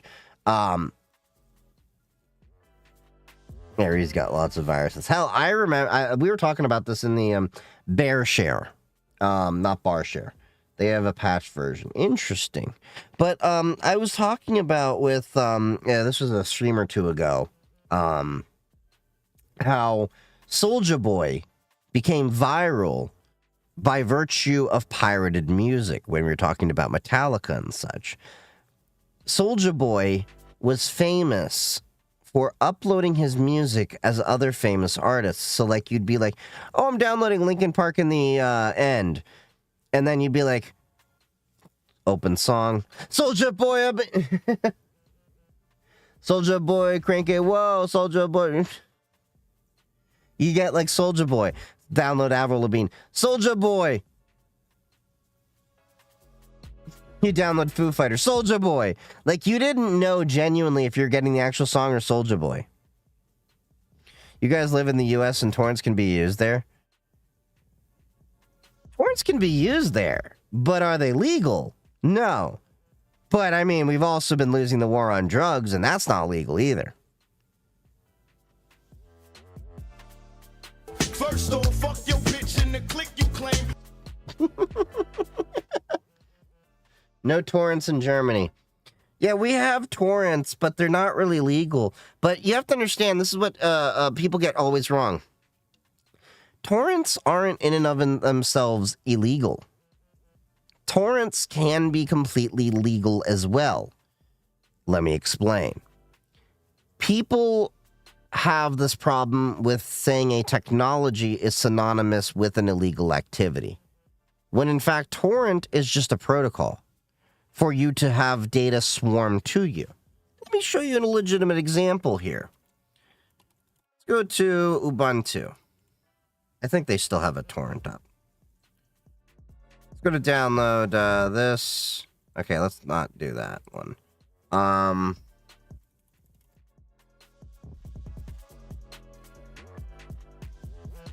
Here we go. So we go to Ubuntu right here. This is the official Ubuntu website. All right. Do you notice I can download Ubuntu through BitTorrent? It's completely legal. It's completely allowed. I got a VPN after my cable company sent me a lovely worded email. Yeah, we've all been through that. Here's the one thing that I told people a while ago. I would love to be in the world, and I've talked about this in many other streams. I would love for movies and videos, TV shows and all that, to be as simple as streaming music is. I don't have to worry about, oh, well, this song's only on this platform, and that song's only on this platform. If I'm on Apple Music, if I'm on Spotify, if I'm on YouTube Music, whatever, I have access to the same music everywhere. But by virtue of this fractured multimedia streaming system we have, where you go on Netflix, you find these movies and these seasons over here, then you go to Hulu and you get the rest, and, you know, it's just, you get like 50 million different services to get the entire, you know, shows and everything you want. It then incentivizes people to want to go to piracy, because the very thing that actually ended piracy, well, at least allowed it to severely decline, was Netflix. Because Netflix allowed for the ubiquitous ability for us to go to one streaming service that had almost everything we wanted, that I actually didn't even raise the pirate flag for about a decade or so. But then what broke the camel's back was, I had Hulu. I have Peacock. I have Netflix. I have Amazon Prime. I have Max. I have Crunchyroll. I have all these platforms. And I'm still not able to get certain shows, or there's cases where certain shows are only partially on one platform and then on another platform for the rest. At a certain point, that becomes inconvenient, and the reason why we turned to Netflix instead of piracy was the convenience factor. In the very same way that Apple iTunes destroyed Napster or the need for Napster because I could now get whatever music I wanted and throw it onto my iPod. Aha! Props are at the ready. Very simply. And I could have my music. And now we have Apple Music. Now we have Spotify. We have Amazon Music. We have YouTube Music. We have Google Play. We have all these different systems to access the same music. Now, of course, the question then becomes currently around not just, okay, we have access to the same music. Now the question is turned into ownership of the content. It's a great valid argument to have. Not one I'm trying to bring up here, but it is a valid argument to have. But yeah. And my ISP had the guts to call me during the download. What the hell? Kali Linux still does. Yeah, well, many Linuxes still do BitTorrents and all that because the reality is that by having a BitTorrent for you to actually have your ISO offloads the weight that you need to have on a host with a file server. You have to think about it this way. Most people don't consider this until you're actually in the web hosting side of things. Hosting files costs money. Having people download from your S3 bucket or whatever to download said files costs money. Every time you download a file from, any provider, it's costing them money. It may be as pennies or that, but it is money. And that adds up. BitTorrent then offloads the load. And BitTorrent is a legitimate protocol for many different things. In fact, Facebook actually uses the BitTorrent protocol to update their servers, as I last recall. Let me see if we can pull up an article about that. BitTorrent Facebook servers. It's a very old article from Torrent Freak. Facebook uses BitTorrent, and they love it. BitTorrent is the ideal way to transfer large files of thousands of locations in a short period of time. This doesn't only apply to movies and music that are downloaded by the average BitTorrent user. Companies can benefit from it as well. With help from BitTorrent, Facebook can now push hundreds of megabytes of new code to all servers worldwide in just a minute. So, yeah.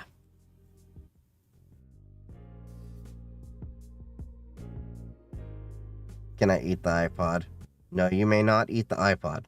Pirates be like, you wouldn't download a car.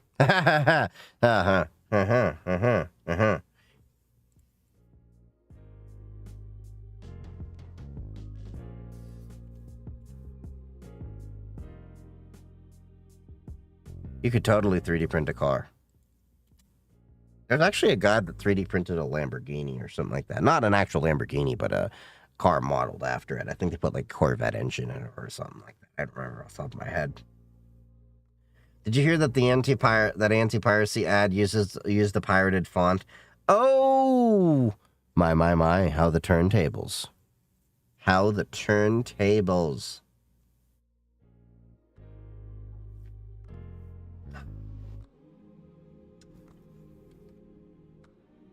Oh, so, on another note, I started watching The Last of Us TV show.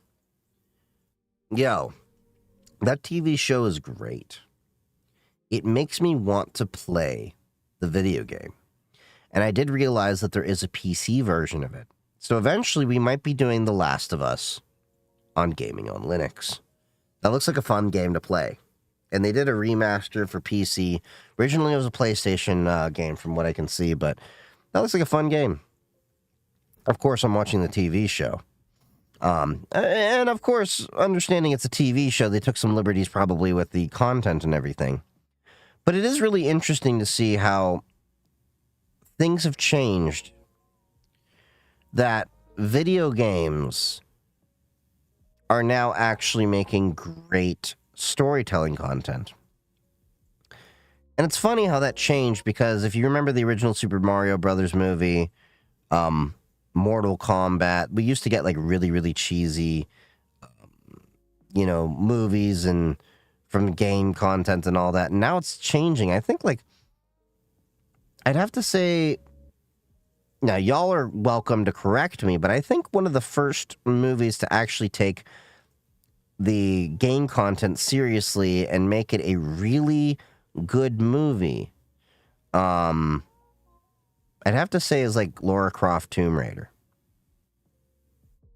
I could be wrong. Mortal Kombat was a great movie, don't get me wrong. But there's just a few aspects of it that I think that still lent it to the cheesy side. Things have changed. People play CS 1.6 and Mortal Kombat Trilogy in their browser for free. Thanks for making me feel old!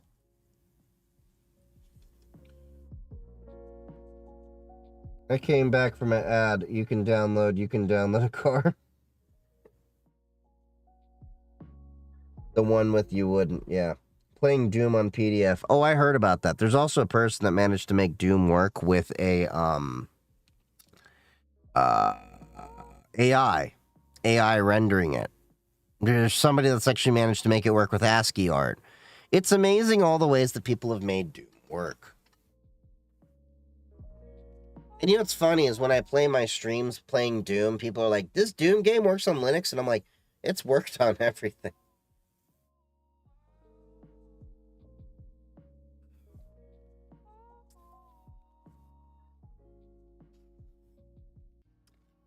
Playing Doom on PDF. You can play Doom on a freaking piano. I've seen it. There's Doom on a toaster.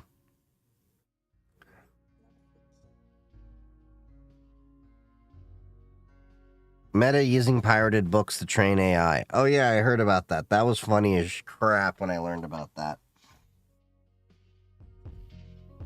I'm wondering when Meta is actually going to be held accountable.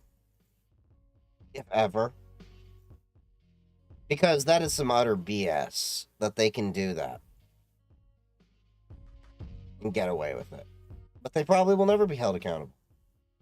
Because if Meta is complaining about, if Meta is allowed to pirate people's books, then the Internet Archive shouldn't be penalized for, being claimed that they're pirating and all that. Meta accountable for, like, everything. Yeah. Oh, yeah, and speaking of accountability and all that stuff, you heard that Donald Trump is just handing our data over to Palantir. Yep. Have y'all ever looked into Palantir and who runs Palantir? It's not a great thing. My biggest flex is not having Facebook account since 2010 or so. I wish I could claim to be off of it that long. I removed my Facebook account, I'd have to say, in 2020, 2021. I have never really looked back. If anything, I might make a dummy Facebook account just to get on the marketplace and interact with some family relatives overseas. But I have no interest in going back to Facebook. None whatsoever. I really don't see the point in Facebook. I don't know why people still use it. I don't get it.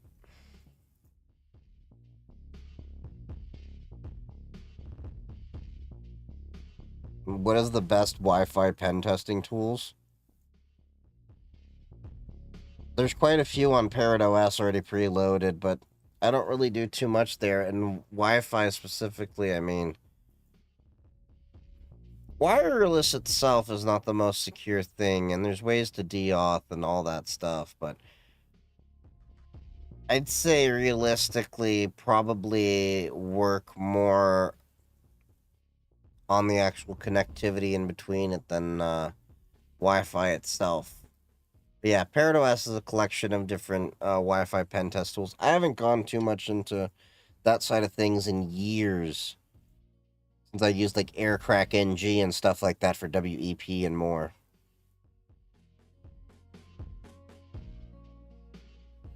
Facebook is only good for Marketplace. That's what I hear. Social engineering, ask the neighbor, for school project. What are you in for? Everything.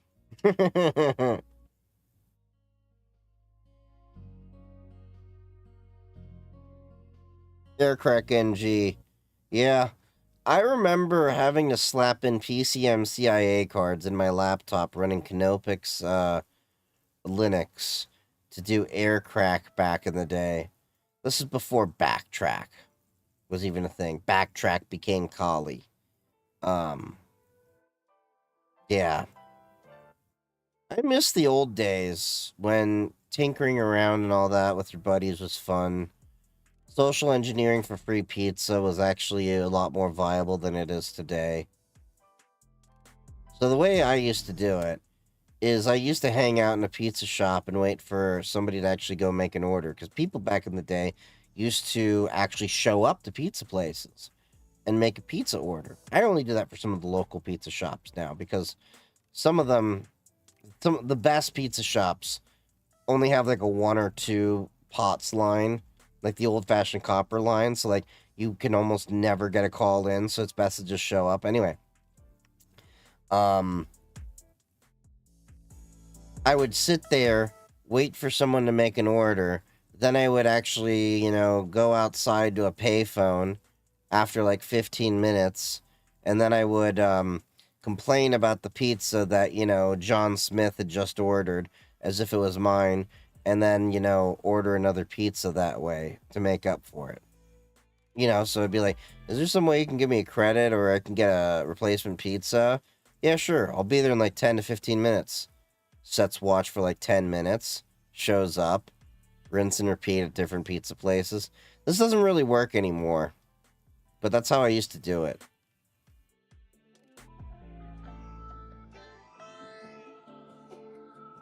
Have you ever had a bad corporate job, just bad toxic environment?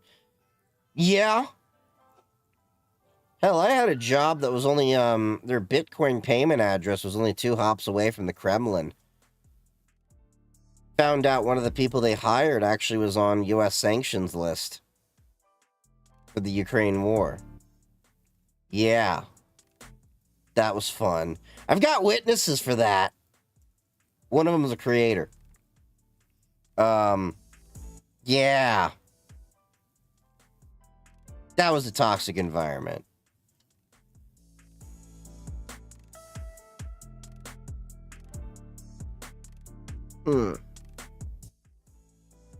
The good old days, old but gold. Now people abandoning telephone lines, it's also harder. Yeah. How long did you stay in that job? 6, 7 months? It was one of those things when things are just not adding up, and we started to do some OSINT on the people behind there and the owners and everything, and we realized that they were doing a lot of illegal and ethical things. So eventually we left. But yeah, that may happen. The job I'm at is okay. I may have complaints with like upper leadership and stuff like that, but all things considered, it's pretty good.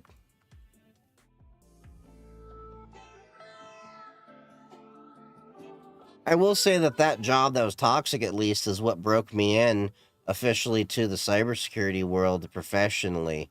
Because I had already been doing cybersecurity stuff, but it finally gave me the title and the connections to break in, and my job after that was the one that finally gave me the title of cybersecurity engineer.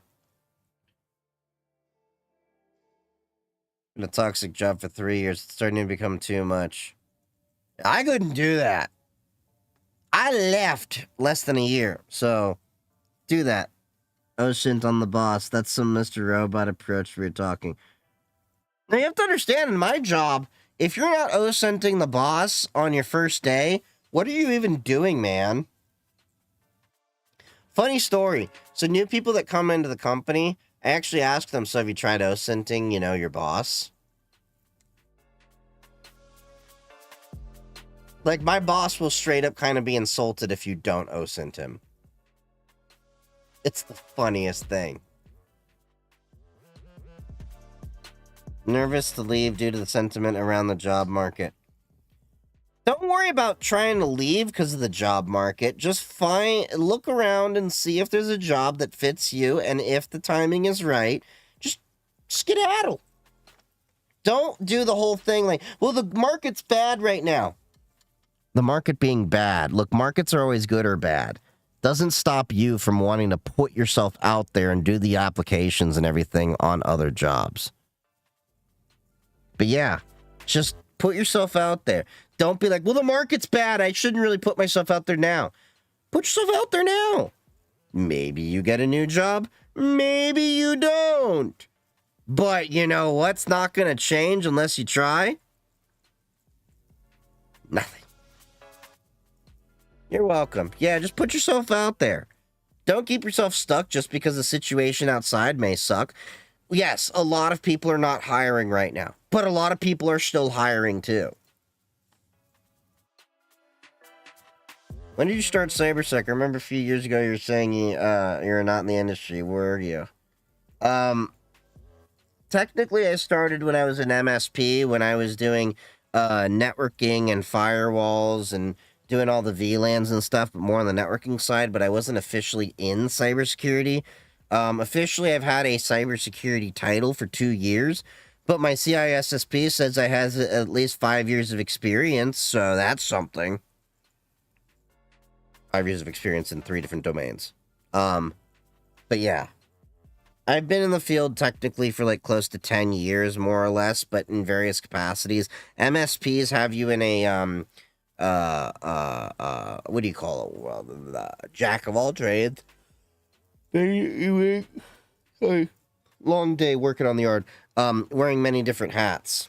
So, yeah, I've been in CyberSec for a while, basically.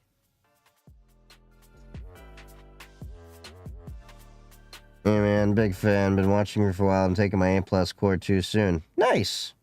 Happy hacking, bud. There is no job market. Doesn't matter. Either you have it or you don't. Yep. There's places hiring all over. Look, I've been hired by companies that I was in the USA. They were in Germany. They were in Spain. You know, all this. So like, okay, the market may suck here, but you can get hired by another company remotely too. Some companies will actually fly you out to take care of their stuff too. I actually lived in Germany for a few months too, and I've been in Frankfurt, I've been in Baden-Baden, I've been in, you know, many different places. Got to live overseas. I'd love to go back overseas. Eventually I'd like to go to Portugal.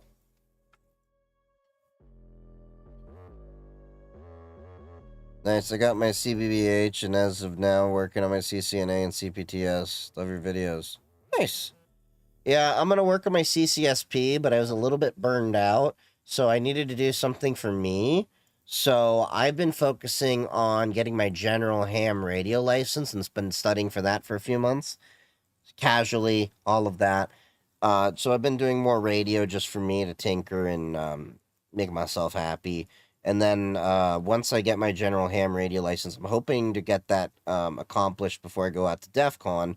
I'm going to switch gears back to CCSP, get that knocked out by end of the year. And then I want to, I already voiced interest to my work to say I want the budgeting for OSCP the next year. Because I think that'd be fun to do, OSCP. Although it's going to be quite a bit of study and work to get an OSCP because,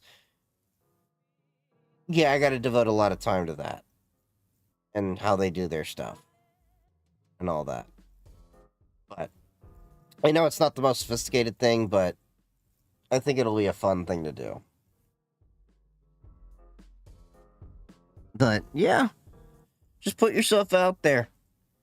It always shocks me when people there, like the biggest issue I think a lot of people have when they go to get a job though, is a lot of the college grads. They need to temper their expectations a lot. I have to tell so many people that are like, you know, well, I just graduated from my cybersecurity course. I can't get a job in cybersecurity. And they're always like, they're more often pissed off when I say, Well, that's because you're not ready yet. You don't have the experience in cybersecurity. You got to go do the basic IT service desk, help desk, and embrace the suck for the first 2 to 3 years before you'll actually be seriously considered for cybersecurity. I think cybersecurity has wrongfully been... I know some people are going to be offended by when I say this. It's kind of been a con thrust upon everyone to think that you need to go to college and then college suddenly prepares you for the world. All college means at most is that you're trainable. That's all it means. You've learned some concepts, you're trainable, and you can pass a test.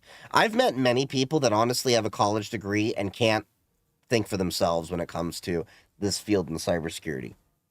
There's a few people I've met that I've honestly had to tell them straight out, like, look, dude, you're a nice person, but I don't think you're cut out for cybersecurity, and I think you kind of wasted your time with your degree. Is that harsh? Maybe. But if you're not in the mentality and attitude of wanting to continually educate yourself and grow in your knowledge and skills and change it up, you may be kind of shooting yourself in the foot.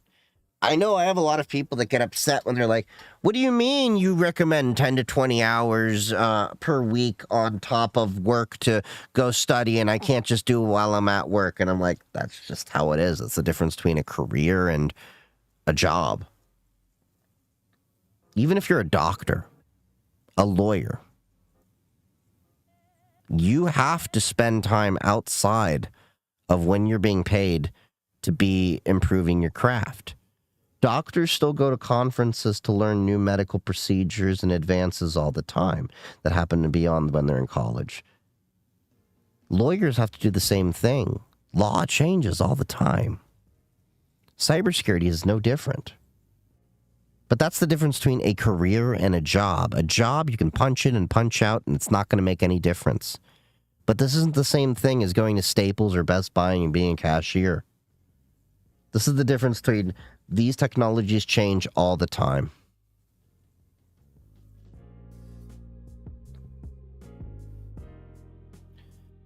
Hey, I got an interview for a help desk role. Any tips? Okay, yeah. So when it comes to interviewing, first off, study the company you're working for. Learn about the company. Show an interest in the company.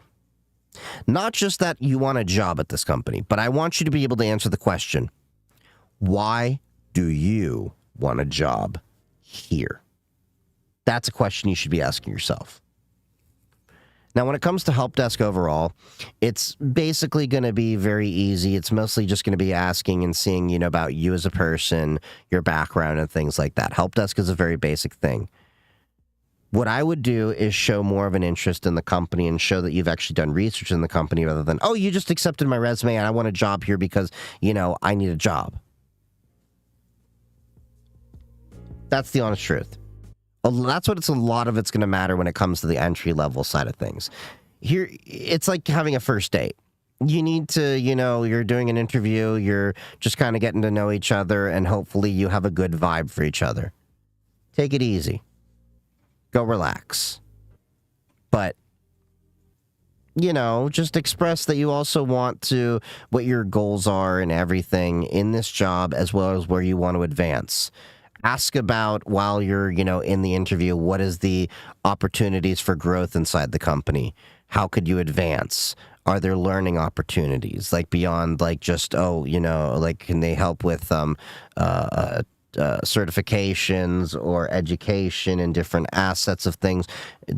There's quite a few things that can help out there. But most of it comes down to just, as help desk, it's a very basic thing. You're probably very early in your career, learning about the company, what the company does, how they operate, and show interest in the company. Showing interest in how they do their processes, their procedures, things like that will go a long way versus just, oh, I want a job. Yeah, the studying definitely never stops. Gaming on Linux? Yeah, we do gaming on Linux. Probably not tonight. I am a little tired after working on the yard all day. We've been trying to get these stumps of trees and chain link fence installed so that my dogs can go play. I'm really hoping that this week we can get the chain link and everything done this week. That has been a process for several weeks, as y'all know, because these stumps have been in the way. And IT, things change way faster. IT, cybersecurity. I'd say cybersecurity probably changes a little bit faster than IT because a lot of it goes around the different types of attacks there. But yeah, they go hand in hand. Tips on imposter syndrome. I'm a specialist and yet feel nothing like it. You want a tip there, Jay? I get it. We all get it at various stages of our career. That's part of growing. That's part of learning in our career, is that we feel like we know nothing. We feel like we're not qualified enough for the things that we do. I get imposter syndrome all the time. The best thing that you can do is get your head out of your own butt. Go remember to take care of yourself. For me, I personally go get a massage, deep tissue massage, 2 hours every month with a half-hour infrared sauna. I also go to the gym. I work out. And I, of course, tinker and all that stuff. The best thing you can do is get outside of your head. Go relax. And remember that you were hired for what you know, and you're not going to know everything. And I've been in this field 10 years professionally. I've been doing it since I was a little kid, basically. And I still feel like I don't know crap. There's always more to learn. This iceberg is really deep. Just take time and focus on yourself. Just remember that you are enough, and sometimes you just have to get your head out of your ass. That's the simple thing about it when it comes to imposter syndrome. And learn that sometimes the best thing to do, go take a walk. Go walk away from the problem if it's frustrating you. If you feel like you're not enough, just remember you are. Just know that you'll never know everything, but you can know enough. And the problem with us, the problem that I will also tell people is that there's a problem with Dunning-Kruger effect. If you're not familiar with this phenomenon, it's basically where people feel that they're more qualified and more knowledgeable on things than they actually are. Dunning-Kruger effect, let me pull up a graph so that I can help visualize this a little bit better for you, because there's a graph that really depicts this so you can understand. And this is what happens to a lot of us. Here we go. There's this image that I found years ago from another article, and I think it's the perfect depiction here. Everyone starts out learning a lot. And they get to this peak right here. The ignorance peak. I call it the peak of Mount Stupid. Then you start learning more and more, and you become a little bit more cultured and more knowledgeable. And that's where your confidence really, really drops down here. This is where you have an immense amount of imposter syndrome, and you feel like you maybe made the wrong choices in the field you got into. It happens to all of us. That's because your knowledge is growing. But your knowledge also happens to, as you gain more knowledge, you get more confidence. But what I notice is that I will never, ever be as confident as I was when I was starting out my career. There's always going to be this gap right here. Even though I'm like in this expert mode right here, there's always going to be that gap.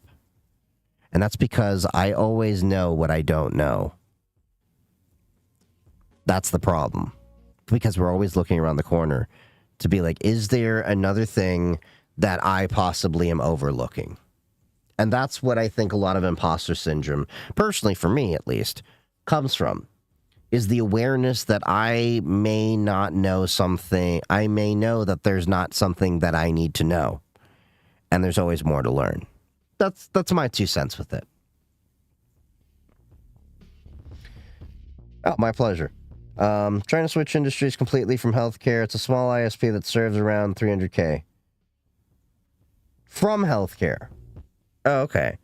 That's an interesting background when you have, what do you call it? HIPAA, high-tech in the U.S. side of things, compliances and all that sort of thing. It's definitely an interesting thing to shift gears, especially healthcare, because healthcare tends to be one of those industries that takes advantage of IT and cybersecurity. When you have that issue, take a few minutes to reflect back on where you were 1, 3, 5 years ago. That's a good piece of advice as well. You're at the peak, yes? For what? The key to avoid Mount Stupid is to be humble and maintain the idea that you will always have more to learn. I think that is a good idea to have, but there in reality, I think everyone falls prey to the issue of thinking they know more than they actually do, at least starting out. I've seen it from many other people. Even the most well-intentioned, meaningful people don't realize what they don't quite know yet, and that's something that comes with time, maturity, and wisdom. Imposter syndrome is silly. It's exciting to know you don't know everything. Knowledge is a journey, not a destination. Yeah, I get that as well, but for some people, it's really hard to grasp the abyss that is never ending of how much knowledge you can absorb, if that makes sense. And I think that frightens a lot of people to know that it can be overwhelming in how much knowledge that you can be able to absorb, but at the same time not understand while you're learning all this that you don't have to know everything. You just have to know the things you need to specialize in. Is job hopping a thing in cybersecurity? Yes. Job hopping is a thing absolutely everywhere. Now, in terms of job hopping, in terms of titles, maybe not as much, but definitely between companies. I did it for a while. But it is most certainly a thing inside of cybersecurity. And it's not nearly as common as it used to be. Overall, job hopping has kind of slowed down since the pandemic. The pandemic opened up a world of opportunities for us to job hop and gain a rapid amount of money and everything like that.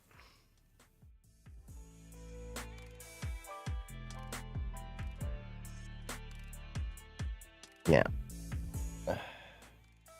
Thoughts on Palestinian cybersecurity? Why are we asking that one in particular of all things? It's cybersecurity as a whole. There's really not really anything unique to the security when you talk about one nationality over another. They all have pretty much the same problems, maybe a different depth or severity in different aspects of that.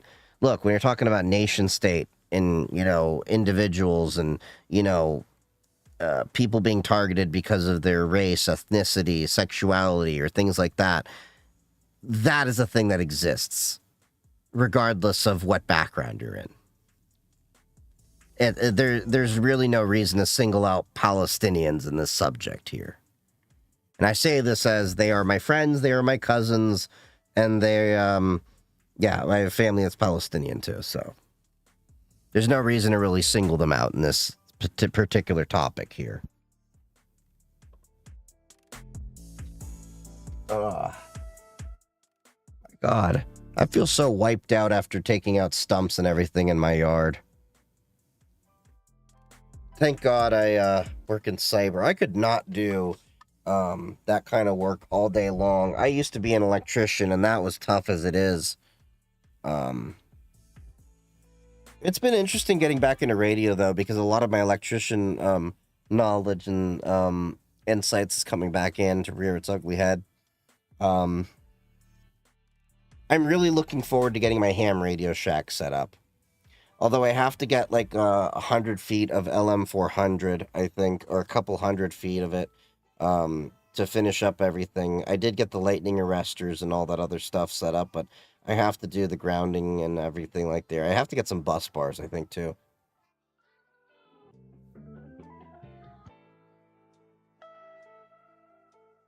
I have a possibly extended convo. Are people allowed up? It's not that people aren't allowed up. It's that because of the virtue of how I'm doing it through OBS on a multi-stream, I can't really bring people up to chat inside of TikTok. Sorry. It's a limitation on TikTok side because I'm using OBS for it. What is the ham radio distance you can use to talk to people? Oh, I was talking, you can literally bounce a ham radio signal all the way around the world and talk back to you. You can bounce a signal off the moon and back, and ISS space station. You bounce it off the ionosphere. And like the way I'm trying to set my stuff up is I would ideally like to be able to hit at least Europe. I would like to be able to hit halfway around the world. And then start doing some contesting to hit like different points around the globe and stuff like that. I think that'd be really fun. But yeah, you can use ham radio to reach incredibly far, which is one of the reasons why, amongst many, I think a lot of people in cybersecurity and technology as a whole should actually be invested in learning amateur radio. Because if, God forbid, the internet goes out, the cell networks go down, and you can't call or anything, you could use amateur radio to still actually send email. There's ways to send email over ham radio. You can still keep contact in place. Okay, the repeaters are down. Well, you can still use basic simplex communications to keep people going. Especially like with, what was it recently? Portugal and Spain lost their power entirely. People I knew were talking only through Meshtastic and amateur radio. I'm actually probably going to get a CB set up as well for my car and stuff. But yeah. Say that Signal's obviously better than Session when it comes to both security and privacy. I say the argument that I make is that the average person is already going to have a hard argument moving away from WhatsApp, which is the most popular app, and they're going to go to the app that has the most popular support, or, you know, at least community. And the reality is Signal is that. And Signal has an amazing community as well as organization around the entire product. That's why I still use Signal. Everyone's like, well, hop to this, hop to that. And my argument's going to be, cool. But who's using it? And how many are using it? Like, look at it this way. I have a Matrix server. I love Matrix. Amazing decentralized communications protocol. I can run equivalently my own Discord server myself. But more people are still using Discord at the end of the day. So it's like, what is the value in Matrix compared to Discord if people are still using Discord? As much as I would rather them on Matrix.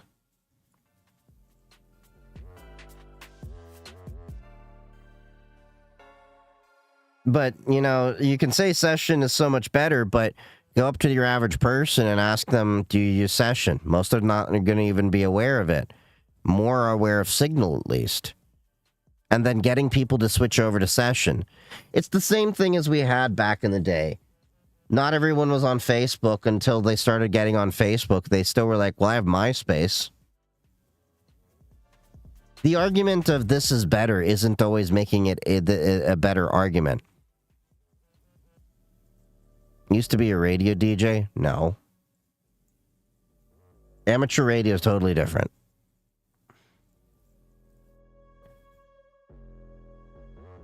I did DJ for a few bars and stuff back in the day in college, but that's a totally different thing. 10 years cutting trees. Got lots of medical issues in my neck and back. My neck, my back, my... I'm sorry. How do you feel about Shodan and Census? I personally despise them. On the other hand, they have made me better at making access rules.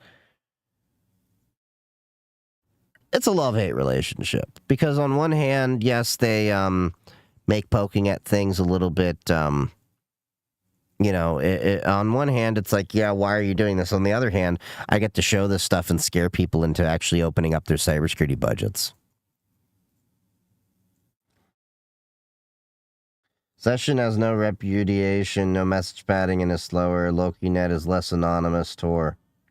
So how much does a ham radio setup cost? It depends. This is just like anything. You can put a lot of money into it.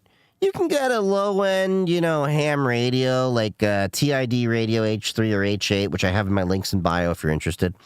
You can make those up for like 40, 50 bucks. Those are nice handheld transceivers. But on the other hand, you can also spend multiple thousands of dollars on radios.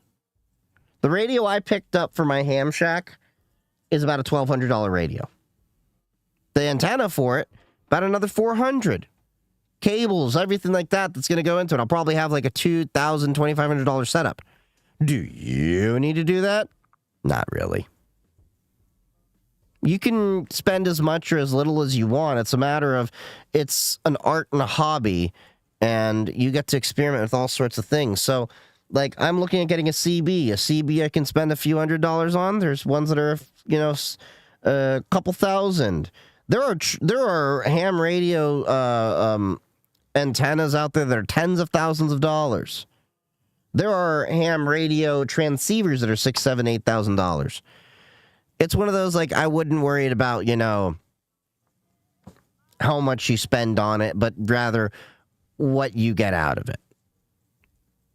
Because, like I said, you can get a cheap radio. And anyone in ham radio will tell you, you will do a lot better with a decent antenna and a cheap radio than you will do with an expensive radio and a not-so-great antenna. And when I say it like that, you don't necessarily have to go buy an amazing antenna. You can make amazing antennas.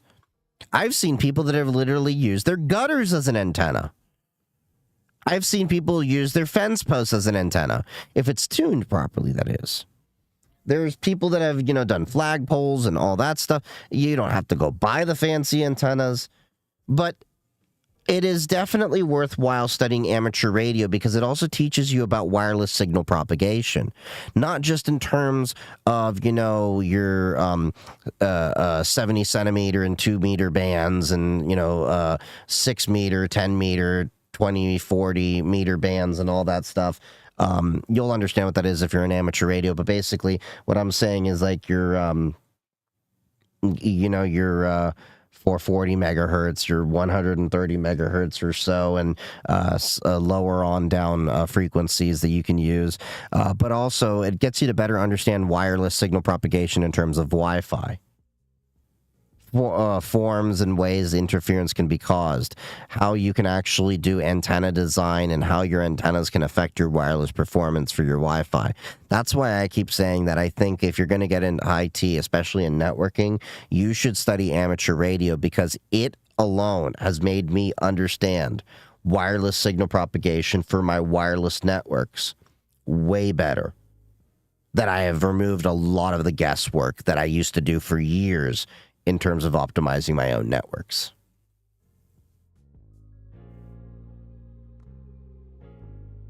Signal requires a phone number for sign-up. It's honestly a disaster. I don't know if that's really the argument that you think it is. It's the reason why they require a phone number for sign-up is more so because of bots. But you don't need a phone number to communicate. I just met up at Hackers Teaching Hackers, okay? I gave my signal out to several people. I gave it by using my signal username and tag, not my phone number. The phone number issue isn't as much of an issue as people think it is. It's really a non-issue as insofar as like that. It's more of an issue of trying to defeat the bot issue. Because no matter what you look at in terms of a communications platform, look at Discord. Discord, you can automate bots so damn easily. Now, yes, the argument can be made that, it's depending on a cell phone network is maybe not the most ideal thing, but, there's no perfect system out there. It's not like they're asking for your actual, photo ID.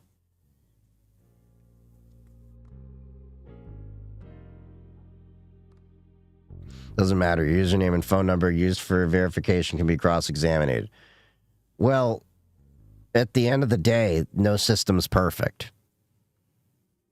And the reality is, the deeper you go into this argument, the less usable the system is to the average person. Okay, you could go with the PGP key. How many people are going to do that?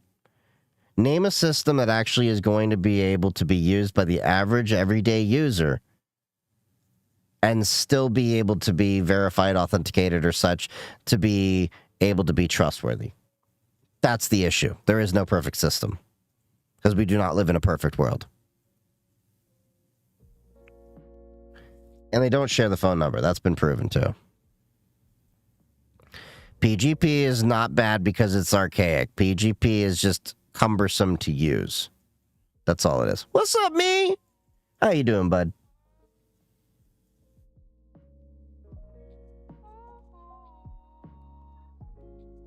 But yeah, Signal in the past, they've proven they don't collect any real data on you. They just hand over metadata, and I feel like they even troll them harder by giving them Unix time in all the logs that they've been able to give.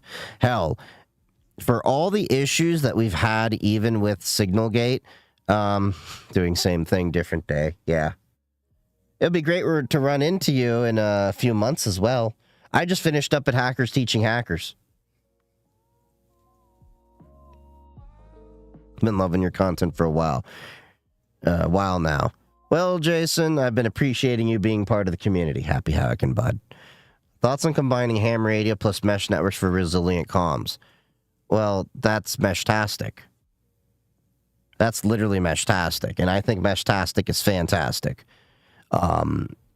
Now, of course, if you put Meshtastic in ham radio mode, you can't really do encrypted comms, but you can always drop it out and just have it do that. But I was using Meshtastic when I was Hackers Teaching Hackers, when I was at Hamvention. I've been using it as an emergency comms network as well, and I think it's a really great system. Now, is it a perfect system? No. No system is perfect. But I think it's a really great system as it is for that combo, what you're talking about. And there's ways for you to actually design your own radios, but I think Meshtastic, the important thing to know is that you shouldn't really be able to transmit further than you should be able to receive. And this goes back to the point that I said about ham radio, where a cheap radio with a good antenna is always going to be better than a good radio with a cheap antenna, or not so great antenna. It's very new to the very deep world of tech, but very excited to get into it. Oh yeah, it's a very deep world, but it's fun. You get to tinker, and there's a non-stop gluttony amount of There's a non-stop deep amount of projects that'll keep you hungry. I could not figure out the words there. My brain is fried.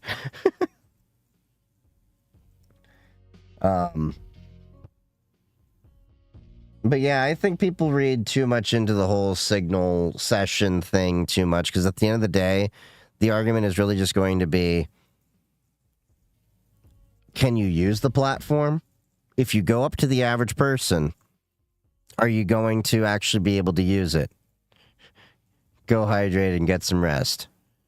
I will in a little bit. I've been plenty hydrated. I had plenty of Vino Verde wine. It's 91% water. I know my audience has been fighting with me about that. But I also have plenty of, dihydrogen monoxide. I try to drink at least a gallon of water a day if I can. Most days I at least get half a gallon.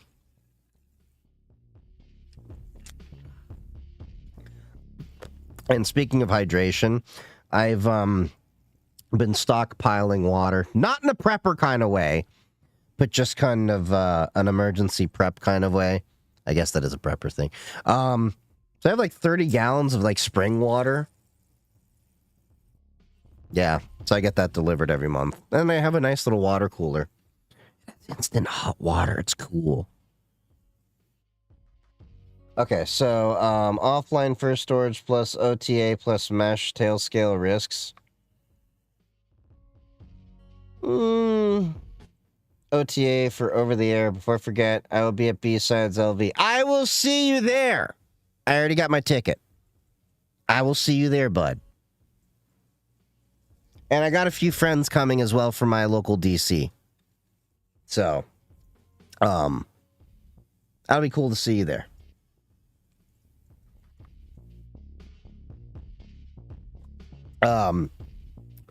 Offline first storage plus OTA. Oh no, more of you.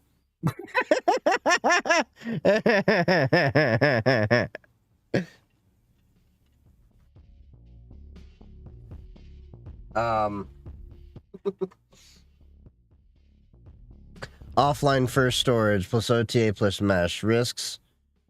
The risks of offline first storage are more so in terms of availability.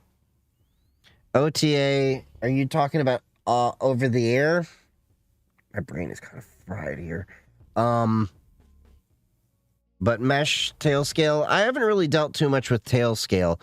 To too much, really. So I'm not too familiar with that yet. I've been dealing more with the zero trust network access kind of things with like Zscaler and all that at work and TwinGate.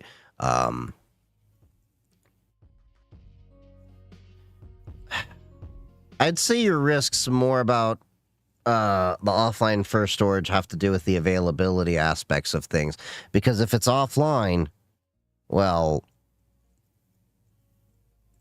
if you know you're not there, you don't have access. You'd be referring to, I think, on premise in that case. Sorry, my brain is like out of it. So I'm not brain no worky right now.